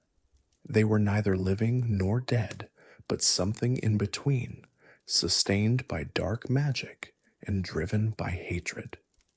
Doomhammer despised them and everything they represented, but he could not deny their effectiveness in battle. He accepted them into his forces with reluctance, knowing that the war ahead would require every weapon at his disposal.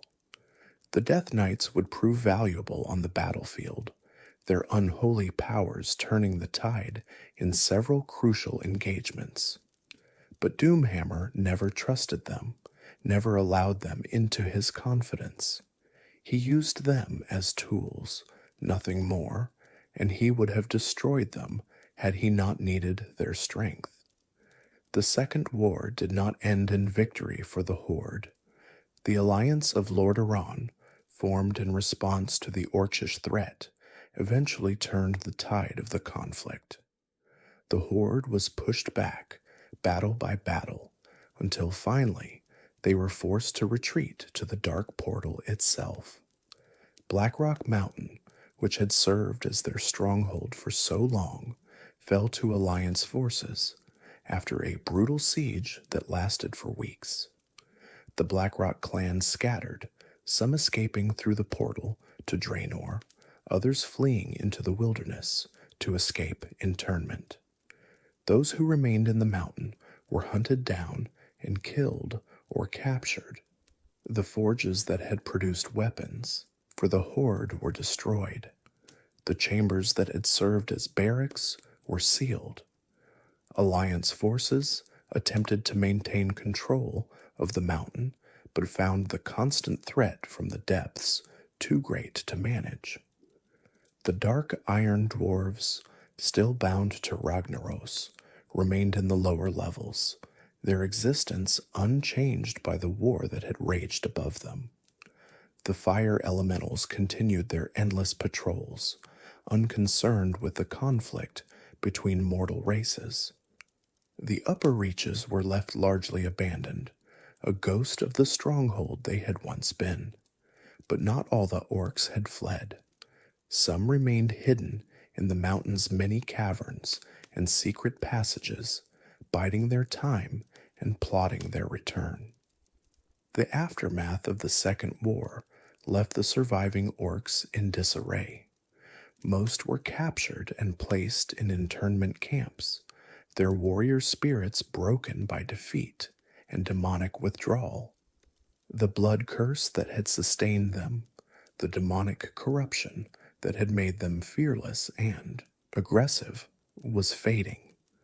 Without it, Many orcs found themselves unable to summon the will to fight, their bodies weakening and their minds clouded with despair. But some escaped this fate, hiding in the wild places of the world and keeping the old ways alive. They clung to their warrior traditions, refusing to accept that the horde had been defeated.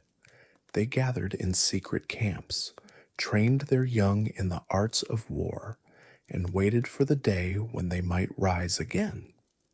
Among these survivors were Rend and Mime Blackhand, sons of the original warchief Blackhand, who had led the horde through the dark portal. Rend, also known as Dalrend, inherited his father's ambition, if not his wisdom. He was a massive orc, towering over his fellows, his body covered in scars from countless battles. His strength was legendary, his ferocity unmatched. But he lacked the political acumen that had allowed his father to unite the Orcish clans, the cunning that had made Blackhand such an effective leader.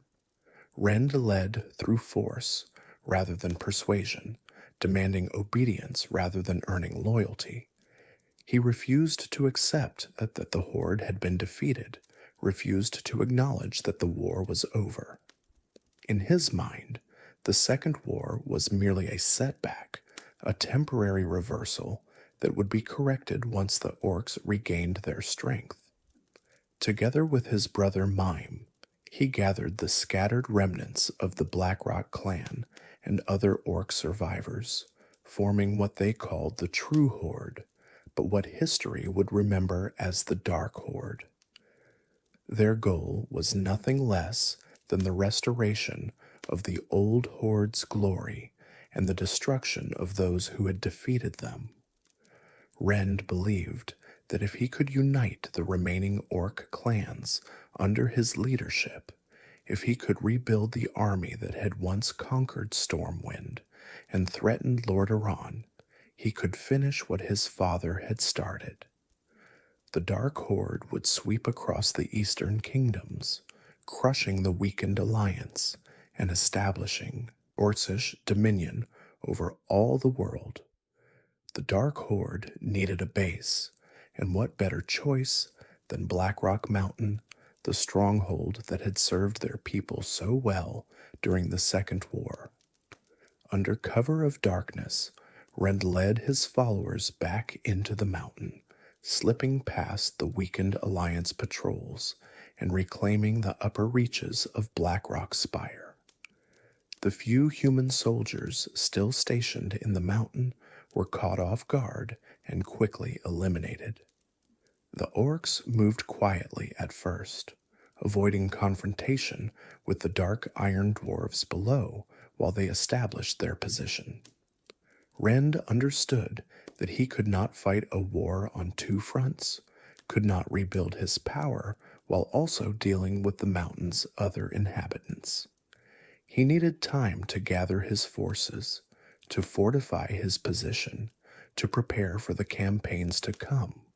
Conflict with the Dark Irons would have to wait. The relationship between the Dark Horde and the Dark Irons was complex.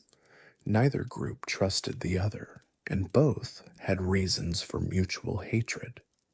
The orcs had occupied the mountain during the Second War, and had treated the dwarves as little more than useful nuisances. They had taken dark iron food and supplies without payment, had killed dwarves who got in their way.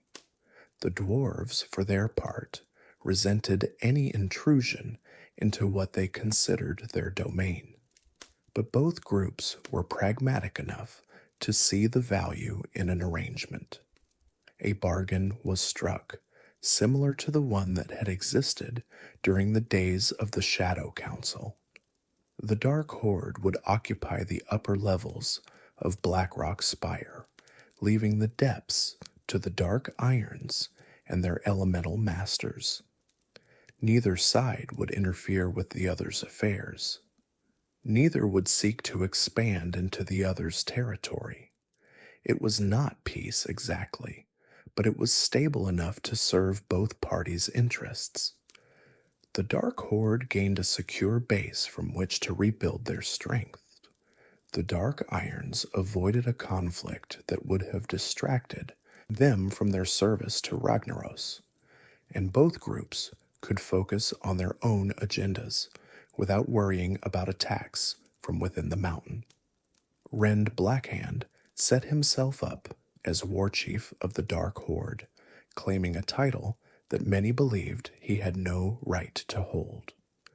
The true war chief of the Horde was Thrall, the young orc who had liberated his people from the internment camps and led them to a new home in Kalimdor. Thrall was the chosen successor of Orgrim Doomhammer, the one who had inherited the legendary Doomhammer weapon and the right to lead. Rend had no such claim, but within Blackrock Mountain, Rend's claim was unquestioned. He gathered around him the various orc clans that had joined his cause, the remnants of the Blackrock clan, warriors of the Blacktooth Grin who had served his father, and scattered survivors from other clans who had nowhere else to go. He also welcomed non-orcish allies, including Spirestone ogres and Smolderthorn trolls who saw advantage in joining the Dark Horde's banner. The Dark Horde was organized into several legions, each with its own identity and purpose. The Scarshield Legion guarded the outer approaches to the spire, their warriors stationed in Lower Blackrock Spire to repel any who would challenge Dark Horde authority. The Bloodaxe Legion served as the main fighting force, their berserkers trained to fight with reckless abandon. The Firebrand Legion specialized in the use of fire magic, drawing on techniques learned from proximity to the mountain's volcanic core. But for all their efforts, the Dark Horde remained a shadow of what the Horde had once been. They lacked the numbers, the resources, and the unity that had made the old Horde such a formidable force. Rend knew that if he was ever to achieve his ambitions, he would need powerful allies, and as if in answer to his desires, such an ally arrived in the form of Nefarian, son of Deathwing.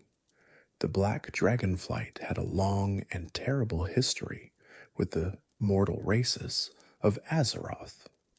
Deathwing, once known as Neltharion the Earthwarder, had been driven mad by the whispers of the old gods and had betrayed his fellow dragon aspects during the War of the Ancients.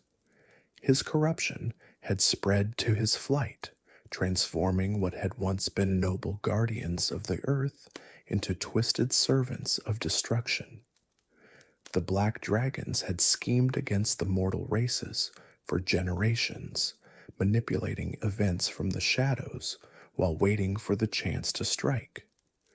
Nefarian inherited his father's cunning and ambition, if not his raw power. He was smaller than Deathwing, younger by millennia, but he possessed a brilliance that even his father respected. Where Deathwing relied on brute force and overwhelming power, Nefarian preferred subtlety and manipulation. He would rather corrupt an enemy than destroy them, rather subvert a kingdom than conquer it. When Deathwing departed Azeroth for Draenor during the Second War, Nefarian was left to lead the Black Dragonflight in his absence. He proved a capable ruler, continuing his father's work of rebuilding the flight's power while developing schemes of his own. His sister Onyxia established herself in the human kingdom of Stormwind, manipulating the government from within through her human guise as Lady Katrana Prester. Nefarian set his sights on Blackrock Mountain. The mountain offered everything Nefarian needed. Its volcanic depths provided the heat that black dragons required for their eggs to develop properly. The race could not reproduce without access to intense volcanic temperatures. Its extensive caverns offered space for laboratories where he could conduct his experiments, and its existing population of orcs and dwarves provided both potential minions and test subjects for his work. Nefarian approached Rend Blackhand with an offer of alliance that the orcish warchief could not refuse. The Black Dragon arrived in his human guise, calling himself Lord Victor Nefarious, offered Rend weapons, magic, resources, everything the Dark Horde needed to become a true military power once again. He spoke of ancient secrets that could restore Orcish strength, of treasures hidden in the mountain's depths, of a future where the Dark Horde would rule the Eastern Kingdoms. In exchange for the Dark Horde's loyalty, Nefarian would provide them with resources, magical support, and the backing of the Black Dragonflight. He would help them rebuild their strength and eventually launch campaigns against their enemies. All he asked in return was space within the mountain for his own purposes and the understanding that when conflicts arose, his word would be final. Rend, desperate for any advantage, agreed to the terms. What followed was a hostile takeover disguised as a partnership. Nefarian moved into the uppermost reaches of Blackrock Spire, claiming the peak of the mountain for himself and his dragons. He built Blackwing Lair, a massive complex of chambers and laboratories where he would conduct his most secret and terrible experiments. The Dark Horde found themselves servants rather than allies, their war chief reduced to little more than a glorified general in the dragon's grand designs. Rend Blackhand understood his position, but could do nothing to change it. Nefarian was simply too powerful, too cunning, and too willing to destroy anyone who challenged his authority. The Orcish war chief consoled himself with the thought that even a subordinate position in a powerful organization was better than leading a band of desperate survivors. And so the Dark Horde became the military arm of Nefarian's operations, their warriors fighting and dying at the dragon's command. But Nefarian had not come to Blackrock Mountain solely to command orcs. His true purpose was far more ambitious, far more dangerous. He had inherited his father's dream of rebuilding the Black Dragonflight, of restoring it to the glory it had known in ages past. And he had conceived a method to achieve this goal that would shake the foundations of draconic civilization. Nefarian would create a new breed of dragon, one that combined the powers of all the dragonflights into a single, unstoppable form. The chromatic dragonflight would possess the fire of the reds, the magic of the blues, the temporal powers of the bronze, the nature magic of the greens, and the earth powers of the blacks. Such creatures would be invincible, able to overcome any enemy and achieve any goal, and they would all answer to Nefarian. Deep within Blackwing Lair, Nefarian pursued his obsession with the single-minded focus that characterized the Black Dragonflight. His laboratories were filled with the tools of his terrible trade, vats of bubbling alchemical solutions, cages holding captive dragons of every flight, tables stained with the blood of countless experiments. Here, far from prying eyes, the Lord of Blackrock conducted his work of creating something that had never existed before. The concept was elegant in its horror. Each of the dragonflights possessed unique abilities tied to the aspect that created them. The red dragons commanded fire and life, their flames the most powerful of any flight, and their blood imbued with healing properties. The blue dragons wielded arcane magic, their mastery of the mystical arts unmatched by any other creatures. The bronze dragons controlled time itself, able to see past, present, and future simultaneously. The green dragons walked the dream and mastered nature, their connection to the emerald dream giving them power over the natural world. And the black dragons, though corrupted, still held power over earth and shadow, able to shape stone and metal with their will. If one could combine these abilities into a single being, that being would be nearly invincible. Nefarian had acquired specimens from each dragonflight through various means. Some were captured in battle, ambushed while traveling alone, or overwhelmed by superior numbers.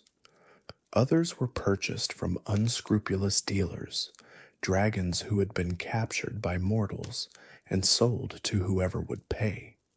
Still others were stolen in daring raids on the other flight's territories, eggs taken from nests while their parents were elsewhere.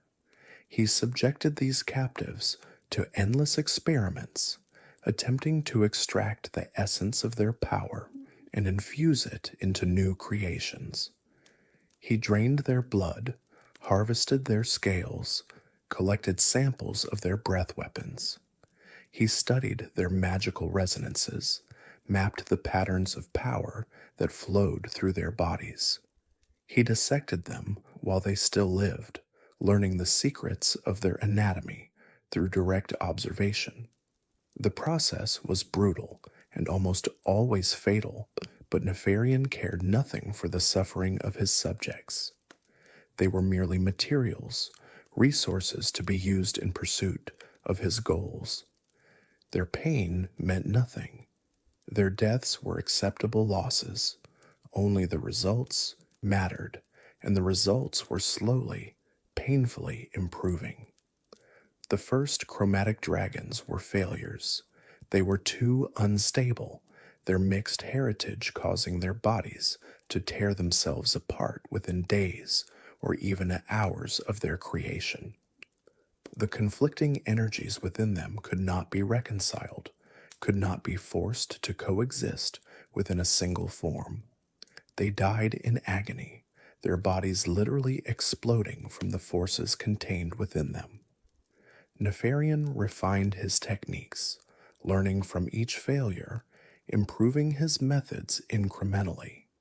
The second generation lasted longer, but proved mentally unstable, unable to control the conflicting urges that came from their blended nature. They attacked everything they encountered, including each other and even Nefarian himself. They could not be trained, could not be directed, could not be used for any purpose. The third generation was better still, but not yet perfect. These chromatic dragons could survive and could be controlled, but they lacked the full power of the dragonflights that had contributed to their creation. They were stronger than ordinary dragons, but not as strong as Nefarian had hoped. He continued his experiments, refining, improving, always seeking the perfect combination that would create the ultimate dragon. Nefarian was nothing if not patient. He had inherited his father's long view of time, understanding that great works required great periods to complete. He continued his experiments, filling the halls of Blackwing Lair with the results of his efforts. Chromatic dragonkin, twisted warriors who combined dragon blood with other creatures, served as guards and laborers. Chromatic whelps, the youngest of his creations, were raised in carefully controlled environments designed to maximize their chances of survival. The laboratories of Blackwing Lair held horrors beyond simple experimentation. Nefarian practiced raising the dead, developing techniques to reanimate dragons that had fallen in battle. He created constructs of bone and shadow that served his will without question. He bred new species of creatures, abominations that combined the worst aspects of multiple beings into single nightmarish forms. The upper reaches of Blackrock Mountain became a place of death and madness, its halls stalked by things that should never have existed. Among Nefarian's greatest prizes was Vaelastras, a red dragon of considerable power whom he had managed to capture and corrupt. The red dragonflight, as guardians of life, were the natural enemies of the black dragonflight, and their blood was especially valuable for Nefarian's experiments. Vaelastras had been hunting black dragons when he was captured, had come to Blackrock Mountain specifically to challenge Nefarian's operations. The red dragon resisted the corruption with every fiber of his being, but even his mighty will could not hold forever against the black dragon's dark magic. Nefarian forced Vaelastras to serve him, using the red dragon's life energy to power some of his most ambitious experiments. The corruption spread through Vaelastras's form, transforming him from a noble guardian into a tortured servant.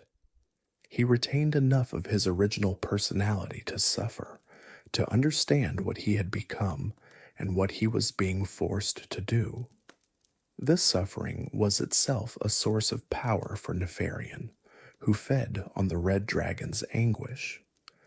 The more Vaelastras resisted, the more energy his resistance generated, energy that Nefarian harvested for his experiments.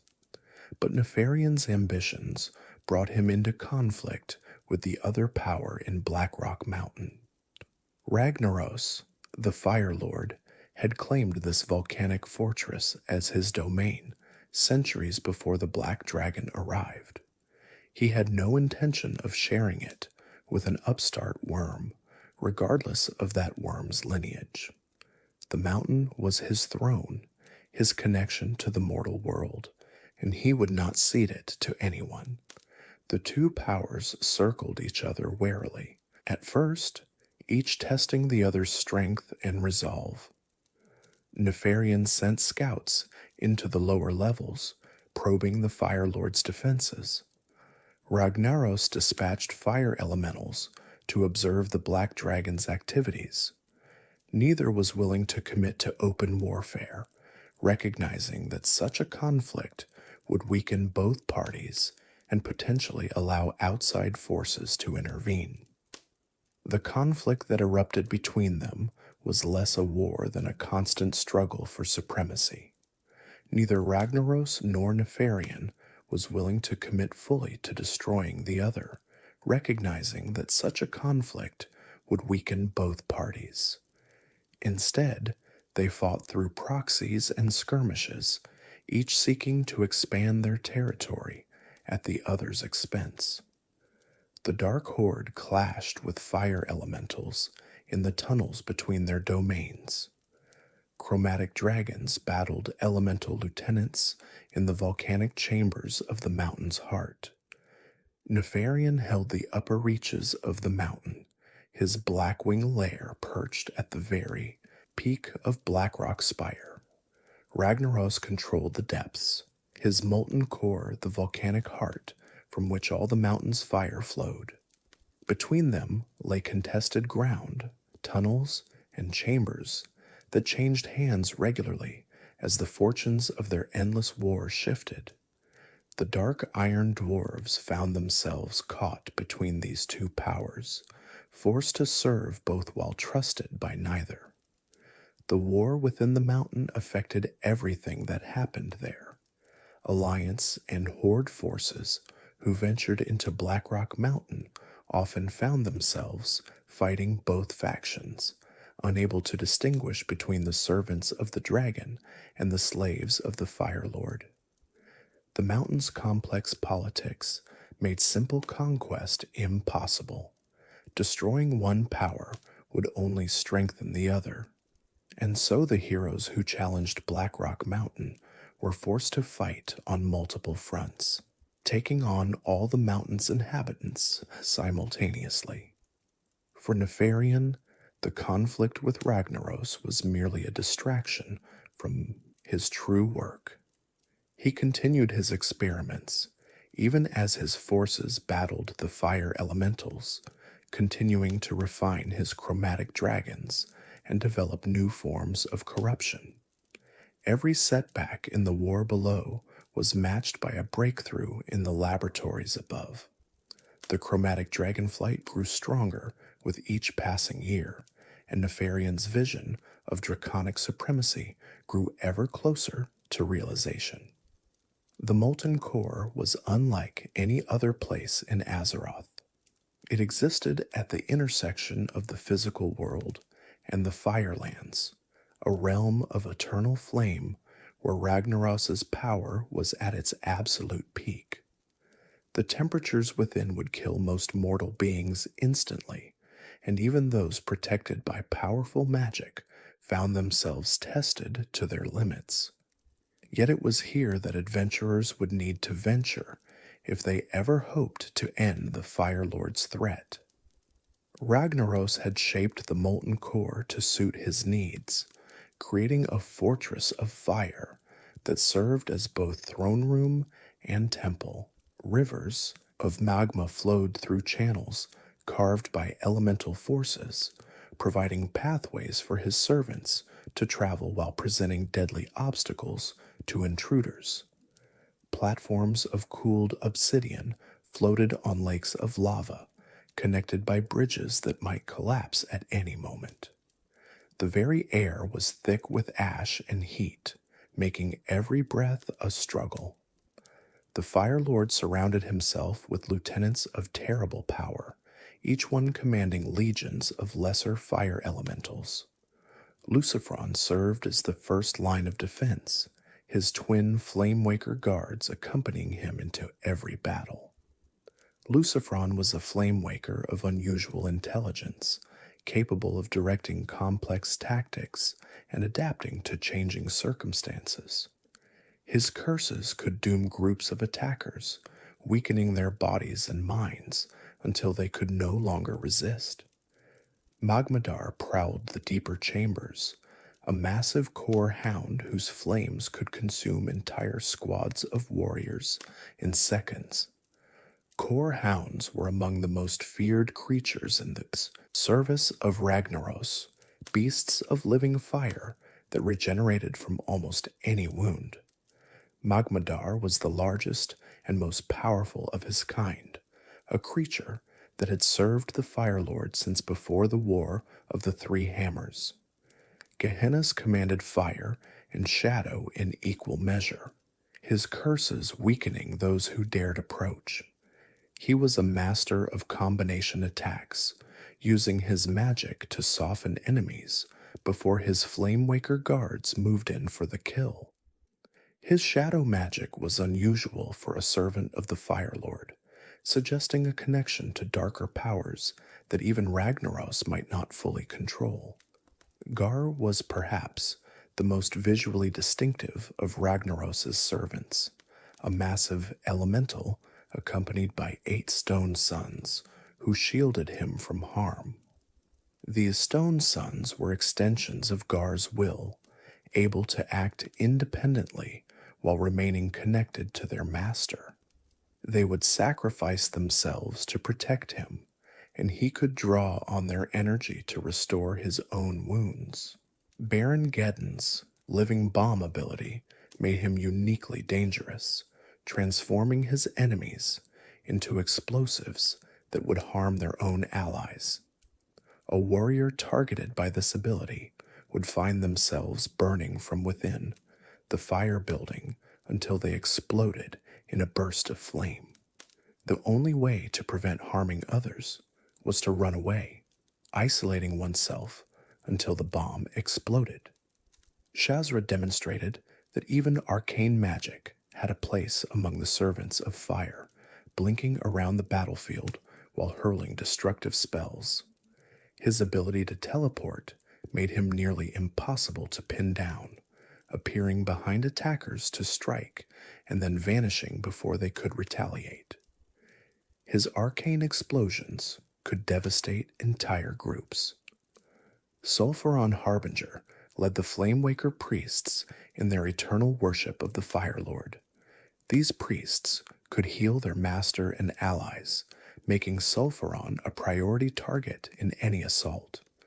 But they also wielded offensive magic, their flames powerful enough to kill those who underestimated them. Golemag the Incinerator was a creature of pure destruction, a golem forged from the mountain itself and animated by Ragnaros' will. His molten form radiated heat sufficient to melt armor at close range, and his attacks could shatter the strongest shields. Unlike the other lieutenants, Golemag was not a being of pure fire, but a construct created by Ragnaros to serve a specific purpose. Beyond him lay the final chambers, where the greatest of all the Firelord's servants awaited. Majordomo Executus was not merely a lieutenant, but the chief steward of Ragnaros himself. He managed the affairs of the molten core in the Firelord's name, commanding the lesser elementals and overseeing the dark iron slaves who labored in the volcanic depths. His position granted him tremendous power, but also tremendous responsibility. Should any serious threat approach the Firelord, it was Executus who would be held accountable. The runes of warding protected Ragnaros' inner sanctum, 7 mystical barriers that prevented the uninitiated from reaching the Firelord. Each rune was guarded by one of the lieutenants, and only by defeating these guardians could the runes be deactivated. It was a system designed to ensure that only the most powerful and determined intruders could ever reach Ragnaros himself, giving the Firelord time to prepare for any threat while his servants wore down the invaders. When Ragnaros chose to manifest, he did so in a display of raw elemental power that few could witness and survive.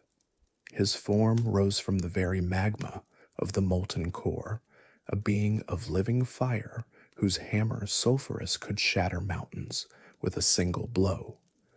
The heat he radiated was sufficient to ignite anything flammable within hundreds of feet, and his rage was as endless as the flames he commanded. But the Firelord had a weakness, one that stemmed from the very circumstances of his return to Azeroth. Thaurissan's summoning had been imperfect, drawing Ragnaros forth before he was fully prepared. As a result, the Firelord could not maintain his manifestation indefinitely. He needed to rest in the magma between appearances, recovering the energy he expended in physical form. This limitation meant that Ragnaros could not pursue his enemies beyond the molten core, could not take the war to those who opposed him. It also meant that if adventurers could defeat him while he was manifested, they could force him back into dormancy. The Firelord would not be destroyed by such a defeat, merely banished back to the Firelands, where his true essence resided. But even temporary victory would weaken his hold on the mortal world, freeing some of the dark iron dwarves from his direct control and disrupting the operations of his servants. The Hydraxian Waterlords, water elementals who had ancient grievances against the Firelord, sought out mortal champions to challenge Ragnaros. They offered knowledge and rewards to those brave enough to venture into the molten core, providing the information necessary to deactivate the runes of warding and confront the lieutenants who guarded them. It was through their guidance that the first mortal forces were able to mount a serious assault on the Firelord's domain. The heroes who answered the call came from both the Alliance and the Horde, setting aside their own conflicts to face a threat that endangered all of Azeroth. 40 of them gathered at the entrance to the molten core, a force unprecedented in recent history. They knew that many of them would not survive what lay ahead, but they went forward regardless, driven by duty, by honor, or simply by the desire to challenge something that had terrorized the world for centuries. The journey through the molten core was a nightmare of fire and death. Every chamber held new horrors, every passage concealed potential ambushes. The adventurers fought their way through waves of fire elementals, their healers working desperately to counter the burns that accumulated with every encounter. The heat was oppressive, the air difficult to breathe, the ground itself a constant threat as lava flowed through channels that crisscrossed every room. They faced the lieutenants one by one, each battle more desperate than the last. Lucifron fell first, his Flamewaker guards no match for the coordinated assault of 40 determined warriors. Magmadar's flames claimed several lives before he too was brought down, his massive form collapsing into cooling slag. Gehenna's, Gar, Baron Geddon, Shazra, Sulfuron Harbinger, Golemag the Incinerator, each of Ragnaros's mightiest servants, was challenged and defeated in turn. With each victory, one of the runes of warding deactivated. The path to the inner sanctum opened slowly, requiring hours of continuous fighting and recovery. The adventurers pressed on, knowing that if they faltered now, all their sacrifices would have been for nothing. Some turned back, their injuries too severe to continue. Others fell and did not rise, but enough remained to reach the final chamber. Majordomo Executus awaited them with his personal guard of Flamewaker healers and elites. The battle that followed was among the most intense the adventurers had ever faced, the Majordomo fighting with the desperation of one who knew that failure meant more than death. But in the end, even Executus could not prevail against the combined might of Azeroth's champions. He fell to his knees, defeated but not destroyed. In a display that surprised many of the adventurers, Executus offered to summon Ragnaros himself. Whether this was genuine surrender or simply a last desperate gambit to destroy the intruders remained unclear. What was certain was that the Majordomo lacked the power to prevent the summoning once offered, and within moments, the molten core itself began to churn with increased activity. Ragnaros rose from the magma like a god of destruction made manifest. His form towered over the adventurers, his hammer sulphurous blazoned with power sufficient to crack the world itself. The heat he radiated forced the heroes back, their protective magic straining to keep them alive in his presence. When he spoke, his voice was the roar of 1,000 infernos, a sound that shook the very foundations of Blackrock Mountain. The battle against the Firelord was unlike any the adventurers had faced before. Ragnaros struck with blows that could shatter mountains, each swing of sulphurous claiming lives if the warriors were not careful to avoid it. He summoned sons of flame from the magma around him, lesser fire elementals that sought to overwhelm the heroes with sheer numbers. The heat of the chamber intensified with each passing moment, testing the limits of even the most powerful magical protection. Yet the adventurers held. They had prepared for this moment, studied the Firelord's patterns, developed strategies to counter his most devastating attacks. The two healers worked miracles of restoration, keeping the warriors alive through injuries that should have been fatal. The damage dealers focused their efforts, wearing down the Firelord's manifestation with relentless assault. And when the moment came, when Ragnaros's form finally destabilized, they pressed their advantage with everything they had. The Firelord's defeat was not a death, but a banishment.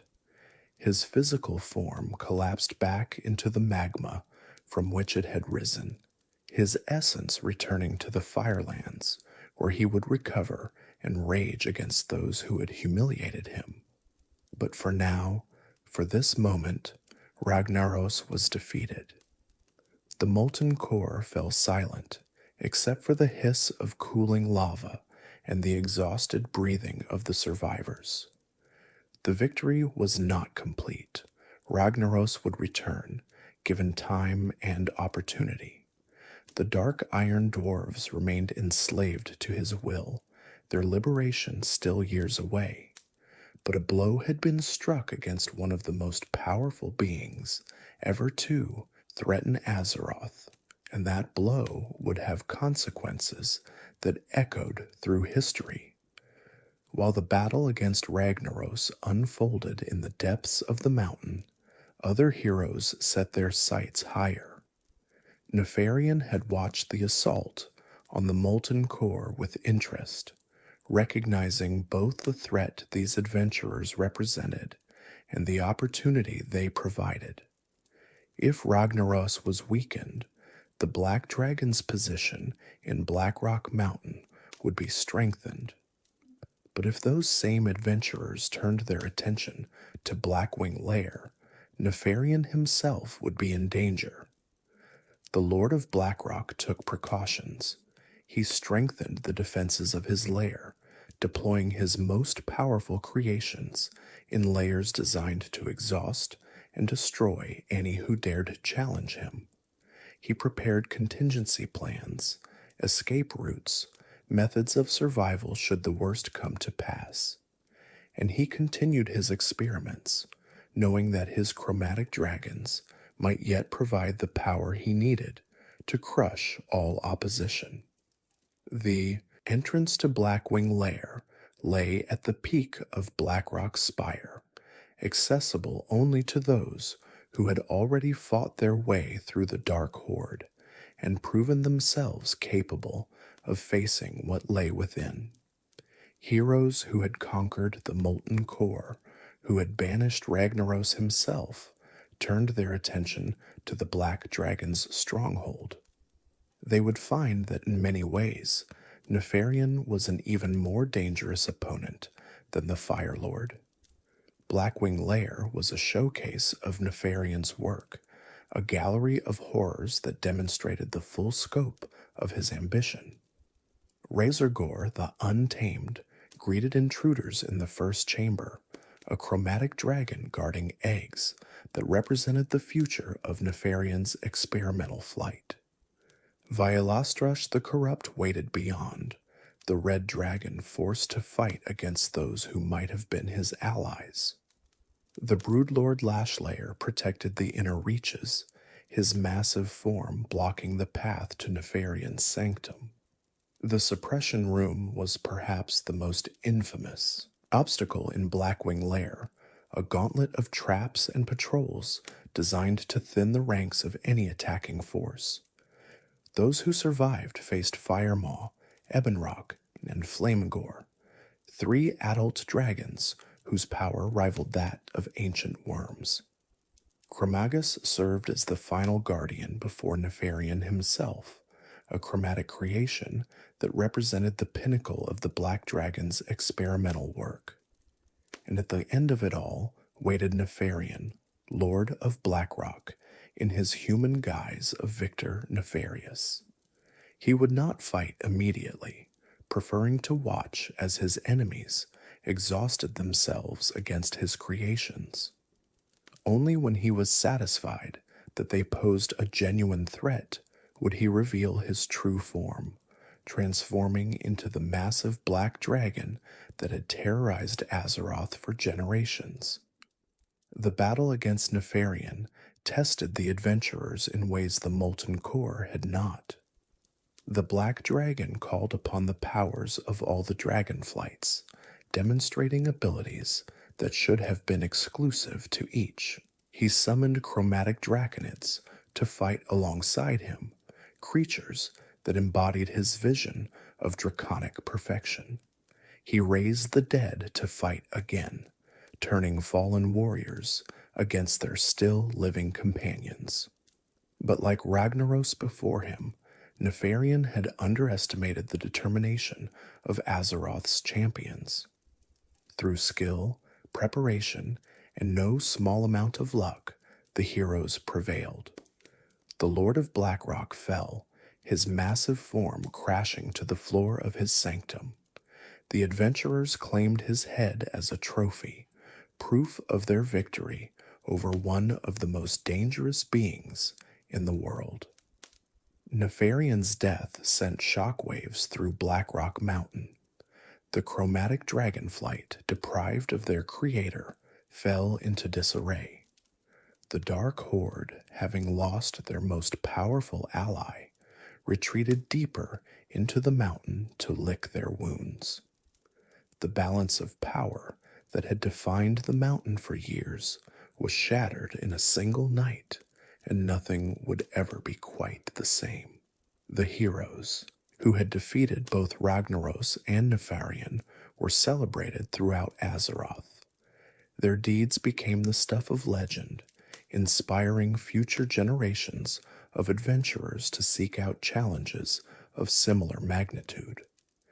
The head of Nefarian was mounted on the gates of Stormwind and Orgrimmar, proof that even the mightiest dragons could be brought low by mortal courage. But they also knew that their victories were not permanent. Ragnaros had been banished, not destroyed, and would eventually return to threaten Azeroth once again. Before the great raids against Ragnaros and Nefarian, other heroes had already begun to explore the depths of Blackrock Mountain. They ventured into places that the dragon and the Firelord had not fully claimed, places where the dark iron dwarves maintained their own society under the watchful eyes of their elemental masters. Chief among these places was Blackrock Depths, the vast underground city that the dark irons had carved from the living stone. Blackrock Depths was a dungeon unlike any other in Azeroth. Its scale was staggering, a city that could have housed tens of thousands of dwarves in its prime. The entrance lay deep within the mountain, accessible only through twisting passages and guarded checkpoints. Those who entered found themselves in a maze of tunnels, chambers, and vast open spaces that defied easy navigation. The dungeon was divided into numerous distinct areas, each with its own purpose and challenges. The detention block held prisoners of the Dark Iron regime, dwarves and others who had displeased Emperor Thaurissan or fallen afoul of Ragnaros's will. Rescue missions frequently brought adventurers into these depths, seeking to free those who might provide valuable intelligence about Dark Iron plans. The Ring of Law was perhaps the most spectacular feature of the dungeon, a massive arena where gladiatorial combat took place for the entertainment of Dark Iron crowds. Prisoners were forced to fight against each other and against imported beasts, while wealthy Dark Irons watched from the surrounding galleries and placed bets on the outcomes. Adventurers who found themselves in the arena had to fight their way through waves of opponents before they could continue their journey. The Grim Guzzler remained one of the strangest locations in all of Azeroth's dungeons, an actual working tavern in the heart of an enemy stronghold. Here, Dark Iron dwarves came to drink and relax, momentarily forgetting the hardships of their enslavement.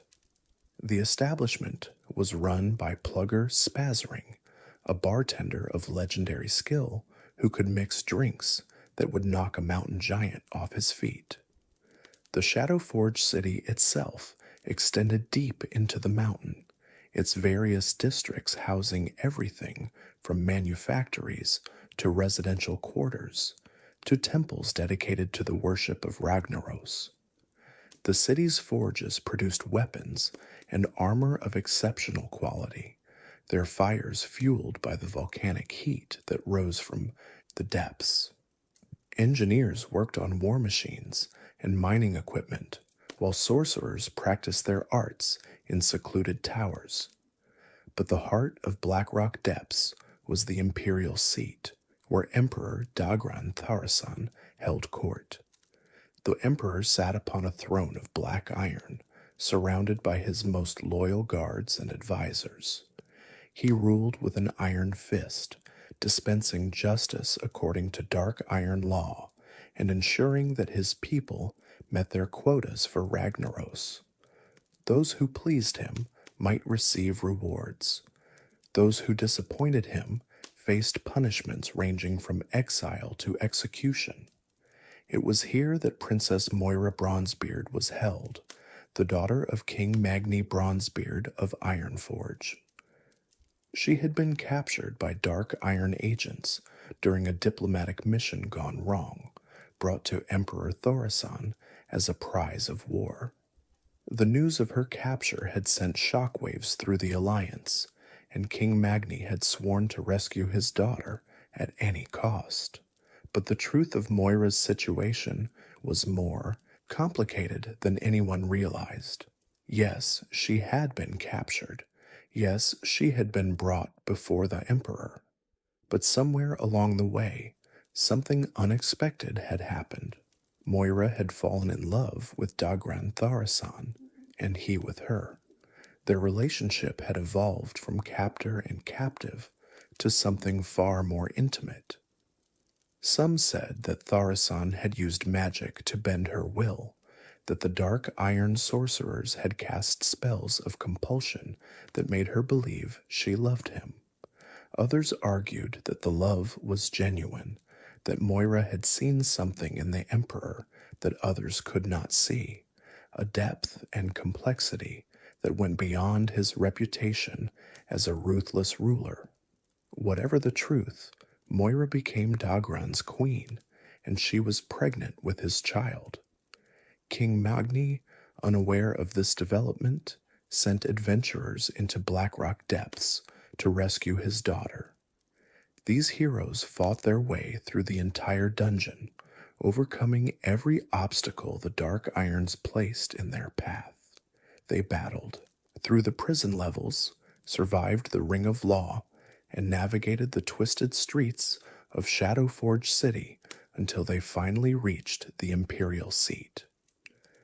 Emperor Dagran Tharasan met them in battle, fighting with all the power at his command. He was a formidable opponent, a sorcerer of considerable ability, who wielded the dark magic his ancestors had practiced for generations. Flames erupted around him as he cast spell after spell, while his guards closed in from all sides. But the adventurers were skilled and determined, and in the end, the Emperor fell. Moira's reaction to her husband's death shocked those who witnessed it. She did not celebrate her supposed liberation. Instead, she wept over Dagran's body, cursing the adventurers who had come to rescue her. She revealed the truth. She had loved him, had chosen to stay with him, had married him of her own free will.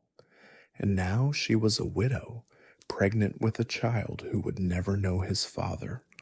The adventurers returned to Ironforge with this disturbing news.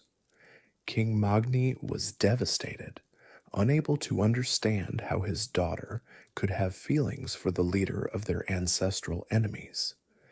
He tried to convince her to return home, to rejoin the Bronzebeard clan and raise her child among her own people, but Moira refused.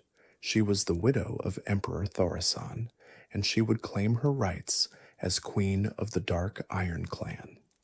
The assassination of Emperor Dagran Thaurissan created a power vacuum in Dark Iron society.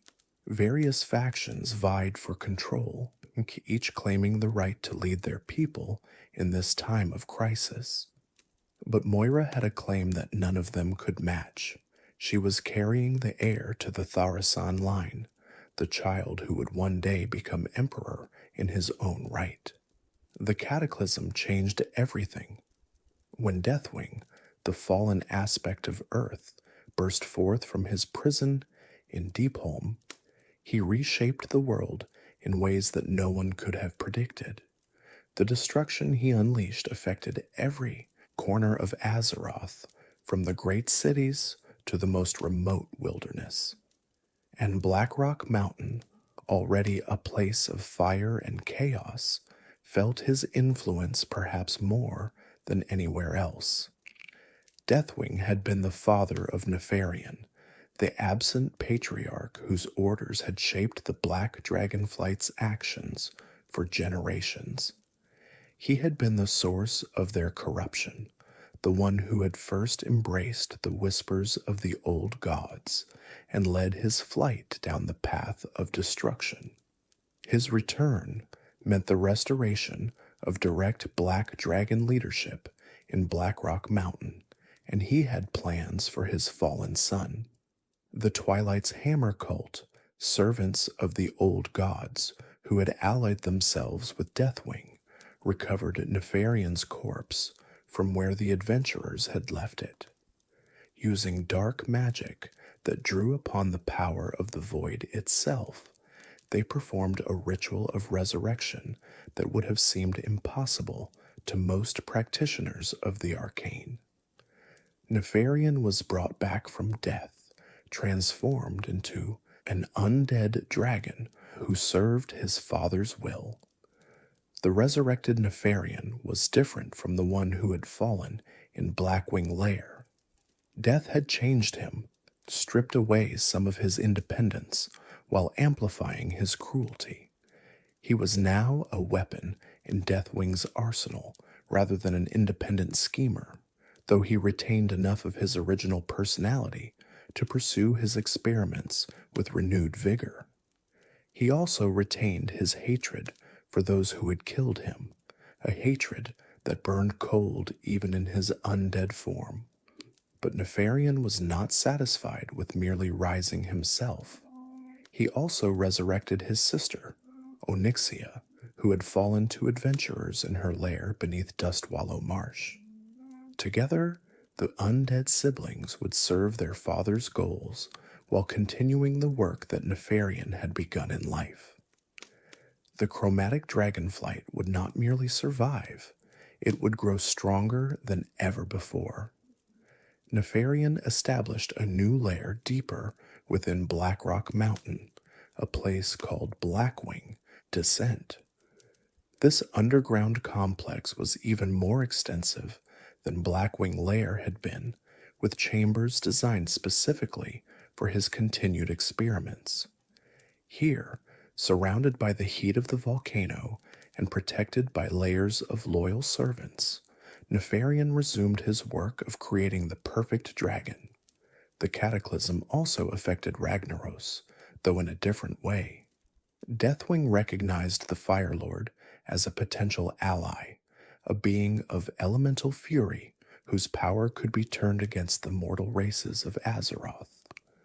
The two ancient enemies found common cause in destruction, setting aside their previous conflicts to pursue their mutual goal of remaking the world according to their vision. Ragnaros was given a mission that aligned perfectly with his own desires, the destruction of the world tree Nordrassil on Mount Hejal.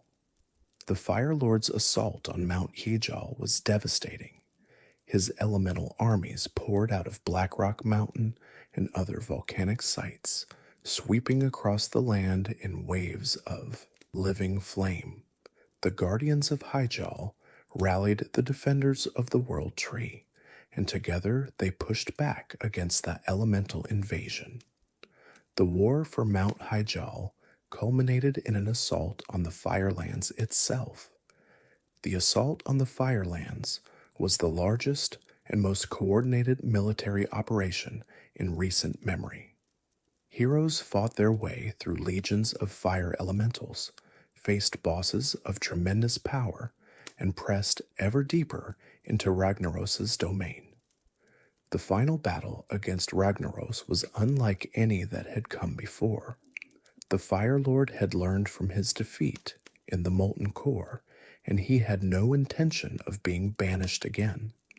This time, if he were defeated in his own realm, he would be destroyed utterly, his essence scattered beyond any hope of recovery. Ragnaros knew this, and he fought with the fury of one who was truly fighting for his existence. The battle raged through multiple phases, each more intense than the last. Ragnaros struck with sulphurous, each blow capable of instantly killing any mortal who failed to avoid it. He summoned sons of flame in greater numbers than ever before, legions of fire elementals that threatened to overwhelm the attackers through sheer numbers. He called forth molten seeds that scattered across the battlefield, exploding into puddles of magma that restricted movement and claimed the lives of the unwary.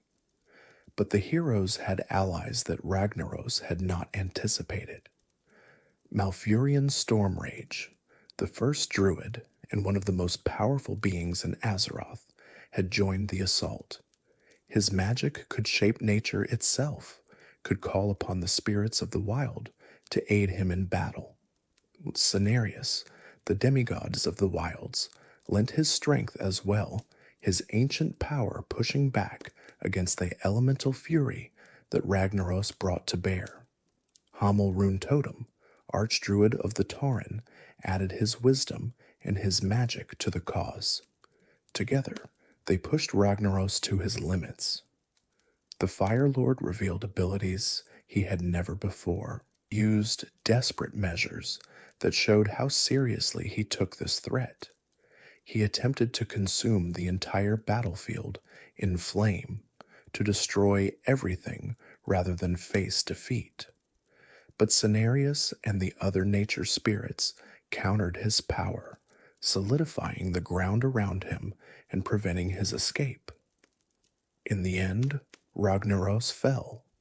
His massive form collapsed into the lake of fire from which he had risen, his essence dispersing into the flames around him. Unlike his previous defeat in the molten core, this was permanent. The Firelord was dead, his consciousness scattered across the elemental plane, never to reform. The being who had terrorized Azeroth since before the War of the Three Hammers, who had enslaved the Dark Iron Dwarves for countless generations, was finally and forever destroyed. The consequences of Ragnaros' death rippled through Blackrock Mountain and beyond. The Dark Iron Dwarves found themselves suddenly free. The magical chains that had bound them to the Firelords will dissolved with his death. Many did not know how to react. They had known nothing but servitude for their entire lives. But others seized the opportunity, recognizing that for the first time in centuries, they could determine their own destiny. Moira Thorison moved quickly to fill the void. She had been building her power base for years, gathering allies among the Dark Irons and positioning herself for this moment. With Ragnaros gone, and no one else with a legitimate claim to leadership, she declared herself Queen Regent of the Dark Iron clan, ruling in the name of her infant son, Dagran Thorison II. Some Dark Irons grumbled at being ruled by a Bronzebeard, but most recognized that Moira was their best chance at stability. Heroes turned their attention to Blackwing Descent, descending into the depths to face the resurrected Nefarian. The raid was one of the most challenging ever attempted, a gauntlet of bosses that tested every aspect of adventurer capability. Magma, a massive lava worm, greeted intruders at the entrance, its burning jaws capable of swallowing warriors whole. The Omnotron defense system, A series of 4 ancient dwarven golems, corrupted by Nefarian's magic, required careful coordination to defeat. Chimeran was perhaps the most terrifying encounter in Blackwing Descent, a twisted abomination created through Nefarian's experiments. The creature seemed impossible to kill, regenerating from wounds that should have been fatal, its bile burning through armor and flesh alike. Only by understanding the specific weaknesses that Nefarian had inadvertently built into its creation could the heroes hope to destroy it. Atramides represented another of Nefarian's tragic experiments, a dragon born completely blind who navigated by sound alone. He had once been a noble creature, a young dragon with potential for greatness. But Nefarian's experiments had robbed him of his sight and twisted his mind, transforming him into a weapon of destruction. His death was a mercy, though those who struck him down found little comfort in that knowledge. Maloriak was perhaps the pinnacle of Nefarian's alchemical work, an aberration created through countless experiments and powered by forces that defied natural law. He wielded vials of different colored liquids, each with its own devastating effect, and could transform himself and his opponents in ways that made each fight unpredictable. Nefarian himself watched this battle, commenting on the action and occasionally intervening to make things more difficult for the attackers. The confrontation with Nefarian began with his sister, Onyxia, raised from death to serve alongside her brother, attacked with all the fury of her corrupted form. She was not the same dragon who had manipulated Stormwind for years, pretending to be Lady Katrana Prester while secretly undermining the kingdom. Death had changed her, stripped away her subtlety and left only rage. But she was no less dangerous for that transformation, her breath attacks and tail swipes claiming many lives before she finally fell. Nefarian himself proved even more challenging. The undead dragon fought with cold fury, wielding powers both elemental and necromantic. He raised the corpses of fallen adventurers to fight against their former allies. He called upon the abilities of each dragonflight, cycling through powers that should have been mutually exclusive. And throughout the battle, he mocked and taunted the heroes, confident even in his undead state that he would prevail. But Nefarian had underestimated Azeroth's champions once before, and he did so again. The heroes pressed their attack, wearing down the undead dragon through attrition and skill. When Nefarian fell for the second and final time, there was no possibility of resurrection. His form crumbled to dust, his essence destroyed beyond any hope of recovery. The son of Deathwing was finally dead. The fall of both Ragnaros and Nefarian marked the end of an era for Blackrock Mountain. For generations, these two powers had defined the mountain, their conflict shaping every aspect of life within its volcanic depths. Now they were gone, and those who remained had to figure out what came next. Moira Thaurissan moved to consolidate her position as leader of the Dark Iron clan. Her approach combined dark iron cunning with something that had rarely been seen in her adopted people, genuine desire for change.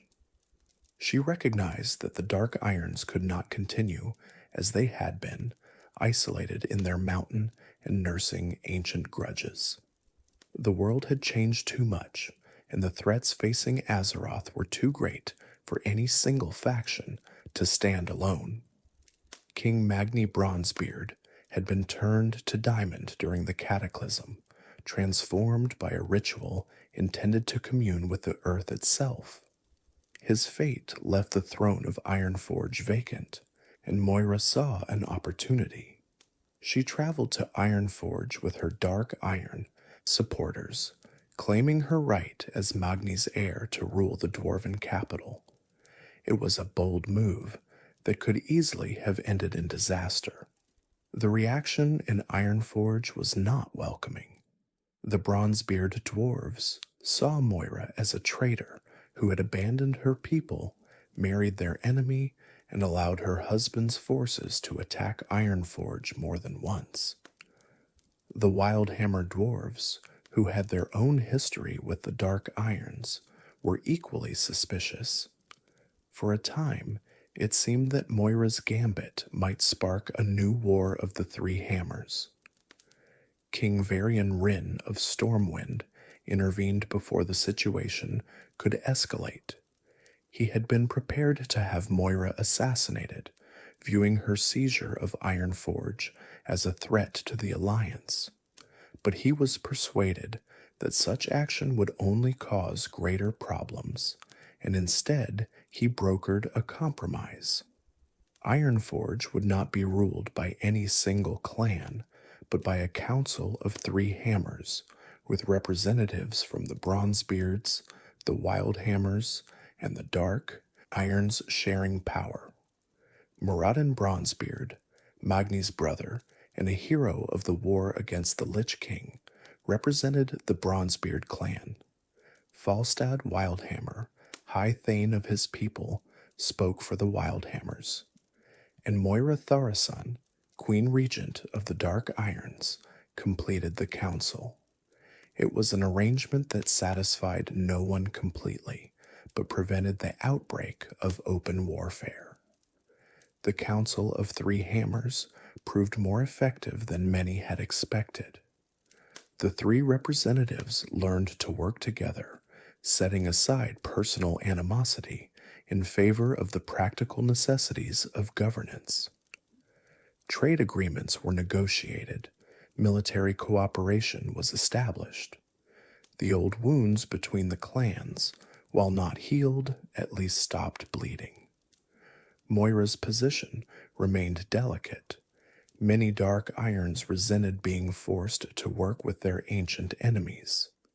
Many Bronzebeards and Wildhammers still did not trust her, but she proved herself repeatedly through action, demonstrating that she could be a capable leader who prioritized the welfare of all dwarves over the interests of any single clan. One of her most significant challenges came during the Zandalari invasion of the Eastern Kingdoms. Both Muradin and Falstad declined to commit their forces to defending Ironforge, each fearing that the other might take advantage of their absence to seize power. Moira, seeing an opportunity to prove her loyalty, volunteered the Dark Iron forces for the defense. Her warriors fought bravely, driving back the Zandalari threat and earning respect that had previously been denied to them. The mists of Pandaria brought new challenges and new opportunities. When the war between the Alliance and Horde intensified, Moira was again the only member of the Council to commit forces without hesitation.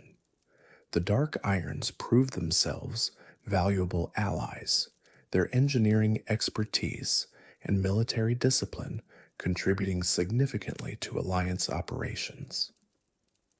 Old prejudices began to fade as Bronzebeard and Wildhammer soldiers fought alongside Dark Iron allies. By the time of the Fourth War and the events of Battle for Azeroth, the Dark Irons had established themselves as full members of the Alliance. The formal induction of the Dark Iron clan as an allied race was a moment of culmination for everything Moira had worked toward. Dark Iron adventurers joined the Alliance openly, fighting alongside humans, night elves, and other races against the threats facing Azeroth. During the Warlords of Draenor expansion, the Iron Horde's Iron March seized Blackrock Spire as a staging ground. Warlord Zayla commanded this force, a fierce warrior who had impressed even Garrosh Hellscream with her skill and determination. The Blackrock orcs who had remained in the mountains since the Dark Horde era found themselves either joining the Iron Horde or being swept aside. The Iron Horde occupation transformed Upper Blackrock Spire into a military installation of terrifying efficiency. The invaders brought war machines from their homeworld, massive siege engines powered by iron and flame. They established forges that churned out weapons and armor at unprecedented rates. They bred and trained war beasts that would terrorize Alliance and Horde forces throughout the Eastern Kingdoms.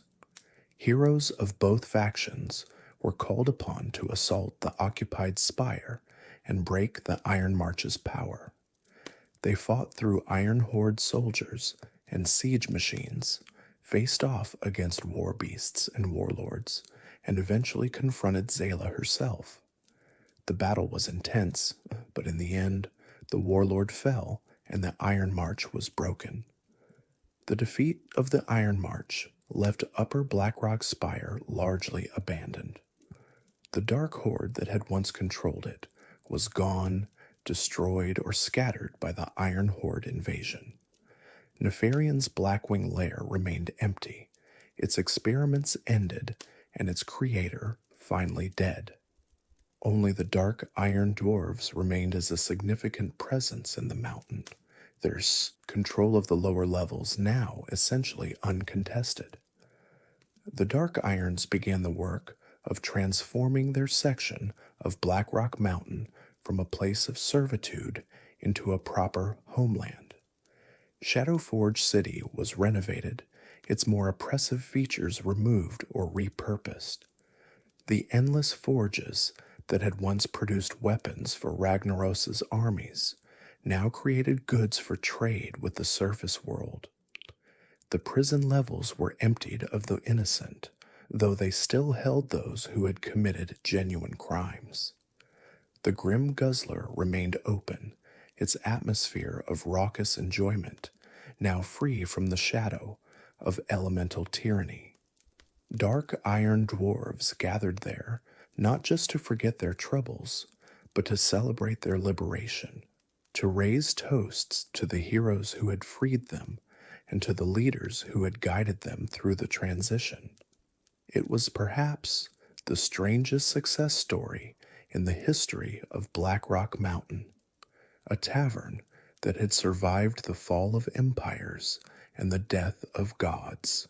Looking back across the vast sweep of Blackrock Mountain's history, one is struck by the sheer scope of what has occurred within and around this volcanic fortress. From the primordial wars of the elemental lords to the modern alliance of the dark iron dwarves with the rest of Azeroth's defenders, the mountain has been a stage for some of the most significant events in the world's history. Few places in all of Azeroth can claim such a varied and dramatic past, such a concentration of power, conflict, and transformation within a single location. The story begins before mortal memory, with Ragnaros and the other elemental lords battling for supremacy in a world without structure or civilization. These primordial beings were manifestations of the fundamental forces that shaped reality itself, their conflicts literally reshaping the world with each clash. Ragnaros himself was a being of almost incomprehensible power, his ambition to consume all of Azeroth in eternal flame, a threat that even the Titans themselves recognized required containment. The imprisonment of the elemental lords in the elemental plane seemed to end the threat they posed, but Ragnaros was patient in ways that mortals could barely comprehend. For countless millennia, he brooded in the Firelands, building his power and waiting for an opportunity to return. When Tharasan's desperate summoning finally provided that opportunity, the Firelord seized it with devastating results. It continues through the ordering of Azeroth by the Titans, the banishment of the elementals to their plane, and the long ages when the mountain did not yet exist. The region that would become the Red Ridge Mountains was pleasant and peaceful, a land of rolling hills and temperate forests that gave no hint of the volcanic devastation that would eventually transform it. The dark iron dwarves who settled there had no idea that beneath their feet, separated only by dimensional barriers, an ancient being of fire awaited his chance to break free. Tharasan's desperate summoning of Ragnaros created Blackrock Mountain and set in motion everything that would follow. The cataclysm of the Fire Lord's emergence was one of the most destructive single events in Azeroth's history, transforming an entire region in moments and creating the volcanic spire that would dominate the landscape for generations to come. The surviving dark iron dwarves had no choice but to submit to the being they had inadvertently freed, becoming the first of his servants in the mortal world. The dark iron dwarves became slaves, their considerable talents bent to serve Ragnaros's will. They built Shadowforge City, developed their dark magic, and waited for centuries for liberation that seemed impossible. Their emperors ruled in Ragnaros's name, balancing the needs of their people against the demands of their elemental master. It was a precarious existence, but one that the Dark Irons endured with the grim determination that characterized their race. The Horde arrived and made the mountain their stronghold during the Second War, adding another layer of complexity to an already complicated situation. Orgrim Doomhammer saw the strategic value of Blackrock Mountain and claimed it for his forces, while the dark iron dwarves in the depths continued their servitude to Ragnaros. The uneasy coexistence between orcs and dwarves, between warlord and firelord, created a balance of power that would persist for years after the Horde's defeat. The Dark Horde formed in the aftermath of the Second War's conclusion, as Rend Blackhand gathered the remnants of the old Horde and dreamed of restoring its former glory. His alliance with Nefarian transformed the Dark Horde from a struggling remnant into part of a larger conspiracy, though one that ultimately served the Black Dragon's purposes rather than Orcish ambitions. Nefarian established his laboratories and began his terrible experiments, seeking to create the chromatic dragonflight that would restore the Black Dragons to supremacy. His work in Blackwing Lair produced horrors that defied natural law, twisted combinations of draconic essence that should never have existed. The conflict between Nefarian and Ragnaros added another dimension to the mountain's complex politics, as the two powers vied for dominance while avoiding the all-out war that would have weakened both. Heroes rose to challenge these threats in waves, each generation facing the dangers that their predecessors had been unable or unwilling to confront. They delved into Blackrock depths and ended Emperor Dagran Tharasan's reign, inadvertently creating the conditions that would eventually lead to Moira's rise to power. They conquered the Molten Core and banished Ragnaros for the first time, proving that even an elemental lord could be defeated by determined mortals working together. They climbed to Blackwing Lair and slew Nefarian, ending his chromatic experiments and breaking the power that had held the Dark Horde together. The mountain's two great powers had both been defeated, though neither had been truly destroyed. When both enemies returned during the cataclysm, More powerful and more dangerous than before, the heroes returned as well. They destroyed Ragnaros permanently in the Firelands and ended Nefarian's existence forever in Blackwing descent. The Dark Iron Dwarves, freed from Ragnaros's control, found new purpose under Moira Tharasan's leadership. Her journey from Bronzebeard Princess to Dark Iron Queen had been marked by controversy and tragedy, but she proved herself a capable leader who genuinely cared about the welfare of her adopted people. She guided them through the difficult transition from enslavement to freedom, navigating the complex politics of the Council of Three Hammers with skill that surprised even her critics. They joined the Council of Three Hammers and eventually the Alliance itself, completing a transformation that would have seemed impossible just a generation earlier. The Dark Irons, once the most feared and hated of the dwarven clans, became respected members of the Great Alliance of Free Peoples. Their skills in engineering and sorcery, once used to serve Ragnaros, now contributed to the defense of Azeroth against the threats that continued to emerge. The Iron Horde's Iron March was defeated, marking the final major conflict in the mountain's turbulent history. The Dark Irons consolidated their control over the mountain that had been their prison for so long, finally able to call Shadowforge City home rather than merely a place of servitude. Throughout all of this, Blackrock Mountain endured. Its fires still burn.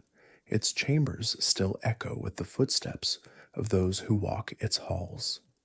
The scars of its violent history are visible everywhere, from the molten heart of the molten core to the abandoned experiments of Blackwing descent. It remains one of the most dangerous places in Azeroth, even with its most powerful inhabitants defeated. The mountain's significance to World of Warcraft's history cannot be overstated. It has been the setting for some of the game's most memorable encounters, from the 40-player raids of Classic era to the dungeons that challenged every generation of adventurers. Characters like Ragnaros, Nefarian, and Moira Tharasan have become icons of the Warcraft universe. The lessons of Blackrock Mountain continue to resonate, offering wisdom that remains relevant even as new threats emerge to challenge Azeroth. The War of the Three Hammers teaches the dangers of internal conflict and the price of ambition unchecked by wisdom. When the three dwarven clans turned against each other following Modimus Anvilmar's death, they set in motion a chain of events that would lead to centuries of suffering for the Dark Irons and the emergence of one of Azeroth's greatest threats. The lesson is clear. Unity among allies, even imperfect unity, is always preferable to the chaos of division. Ragnaros' story demonstrates that even the mightiest powers can be overthrown by those with courage and determination. The Firelord was an elemental being of almost divine power, one who had existed since before the ordering of the world, whose flames could melt mountains, and whose fury had scorched continents. Yet mortal heroes, working together and refusing to surrender to fear, managed to first banish and then permanently destroy him. The lesson here is equally clear. No enemy is truly invincible if those who oppose it refuse to give up.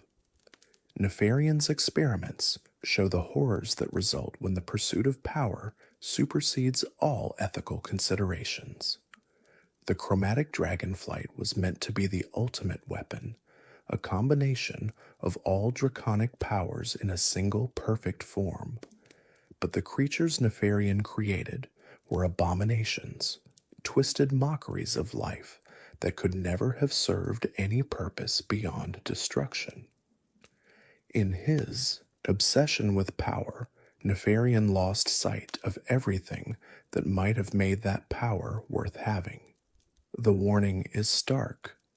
Some knowledge is too dangerous to pursue, some experiments too horrific to conduct, regardless of the potential benefits.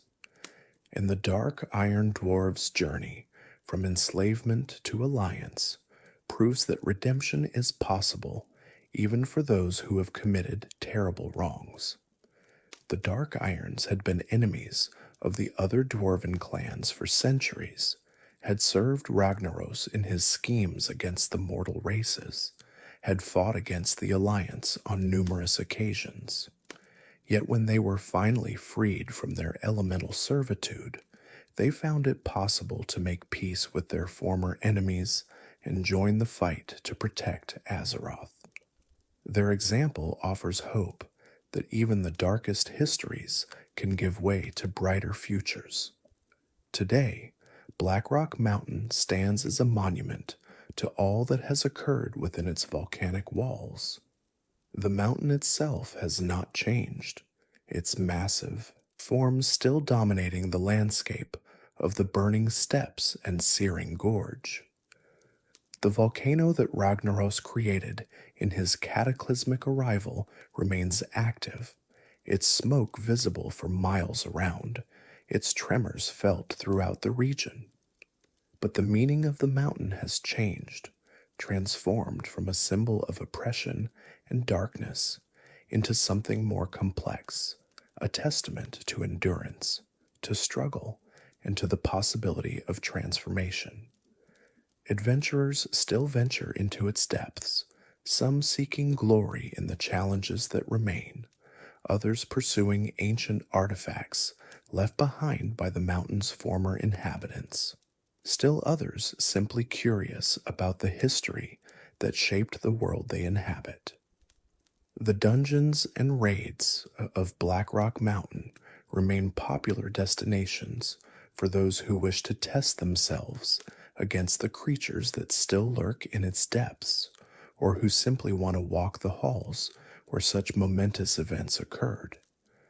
The fires of Blackrock Mountain will burn for as long as the world so endures. The volcano's connection to the Firelands, though weakened by Ragnaros' death, has not been severed entirely. Magma still flows through channels carved by centuries of elemental activity, providing heat and power to the dark iron forges that have been producing legendary weapons since long before the Alliance and Horde even existed. The mountain is as much a natural wonder as it is a historical site, a place where the raw power of the earth is on constant display. The heat that once powered the forges of the dark iron dwarves still rises from the depths, a reminder that some fires can never be fully extinguished. But now that heat serves the dark iron's own purposes rather than Ragnaros' ambitions. The forges produce weapons and armor for the Alliance, engineering marvels that combine dark iron craftsmanship with the techniques they have learned from their new allies.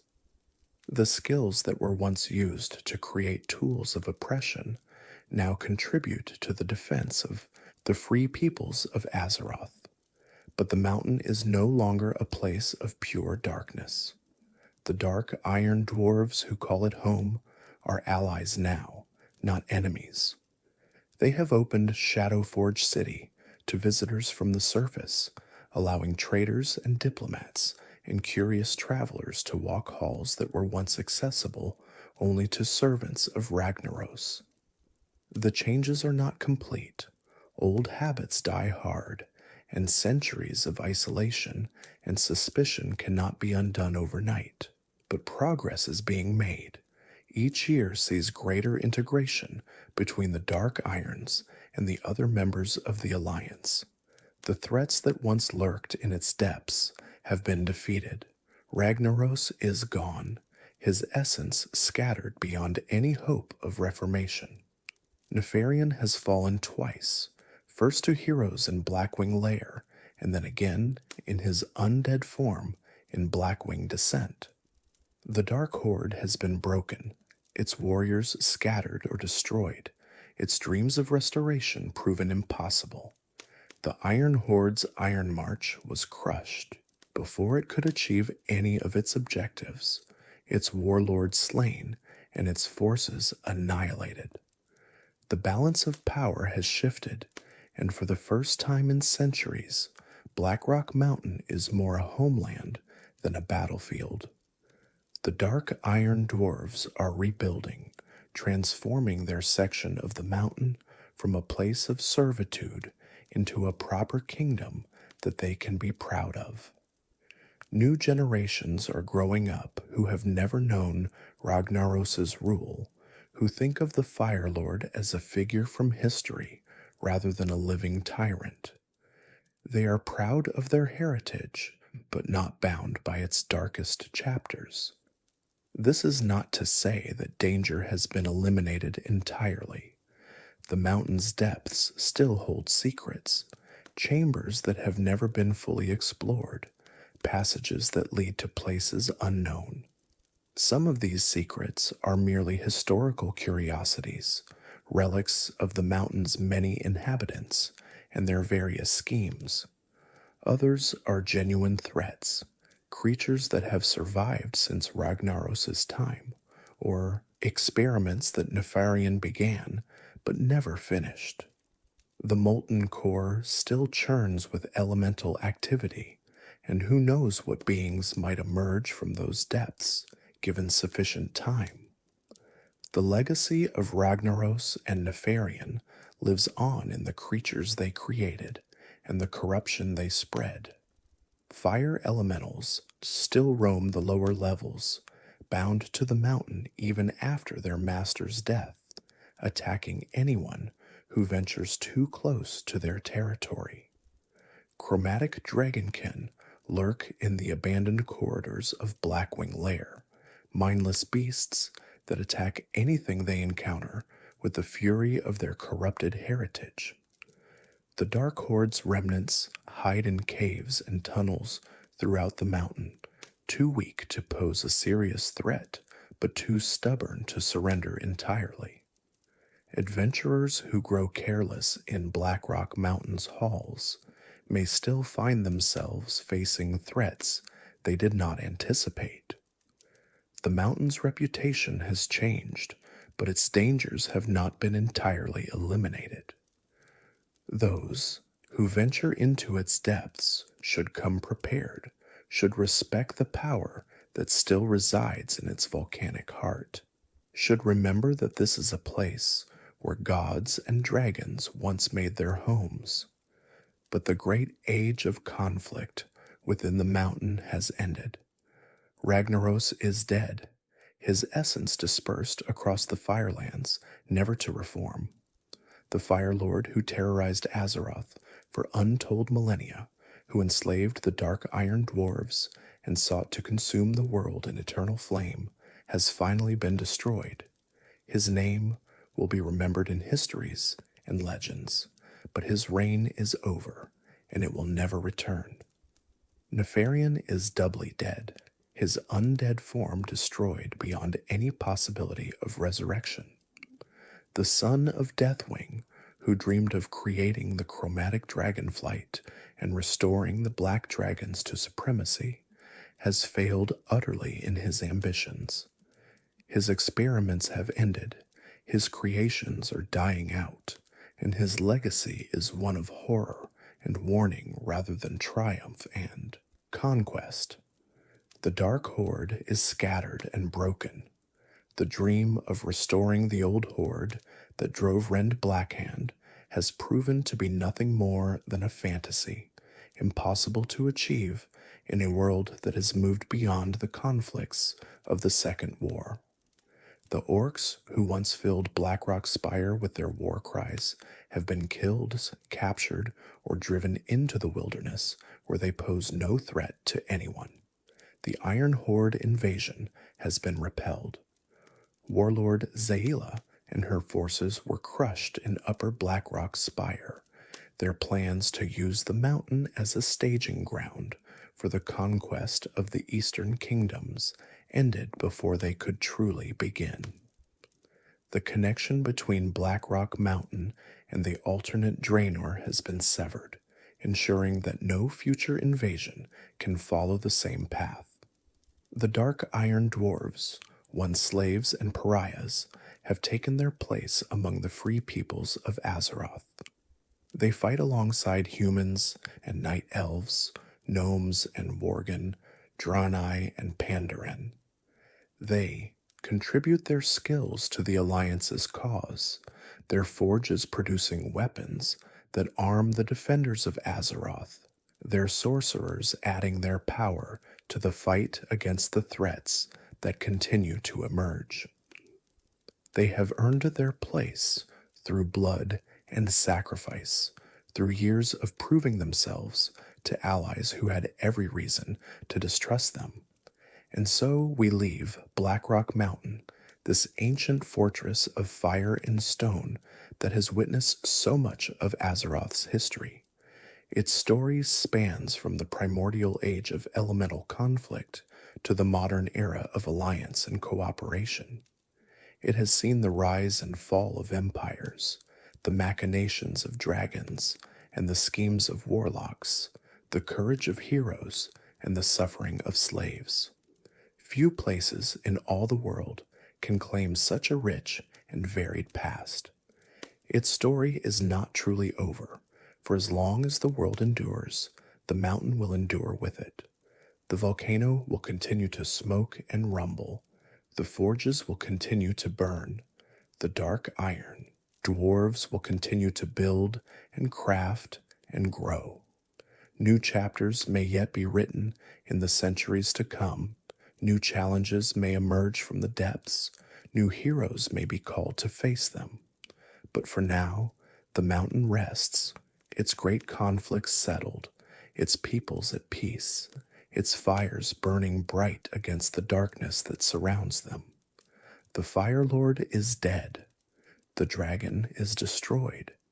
The chains of servitude have been broken, and the dawn that rises over Blackrock Mountain shines brighter than any that has illuminated that volcanic peak since Thaurissan spoke the words that would reshape the world.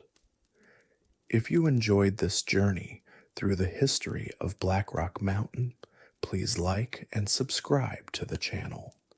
Your support helps us create more content exploring the rich lore of the Warcraft universe. Thank you for listening, and may your own adventures be filled with the same courage and determination that characterized those who conquered the fires of Blackrock Mountain.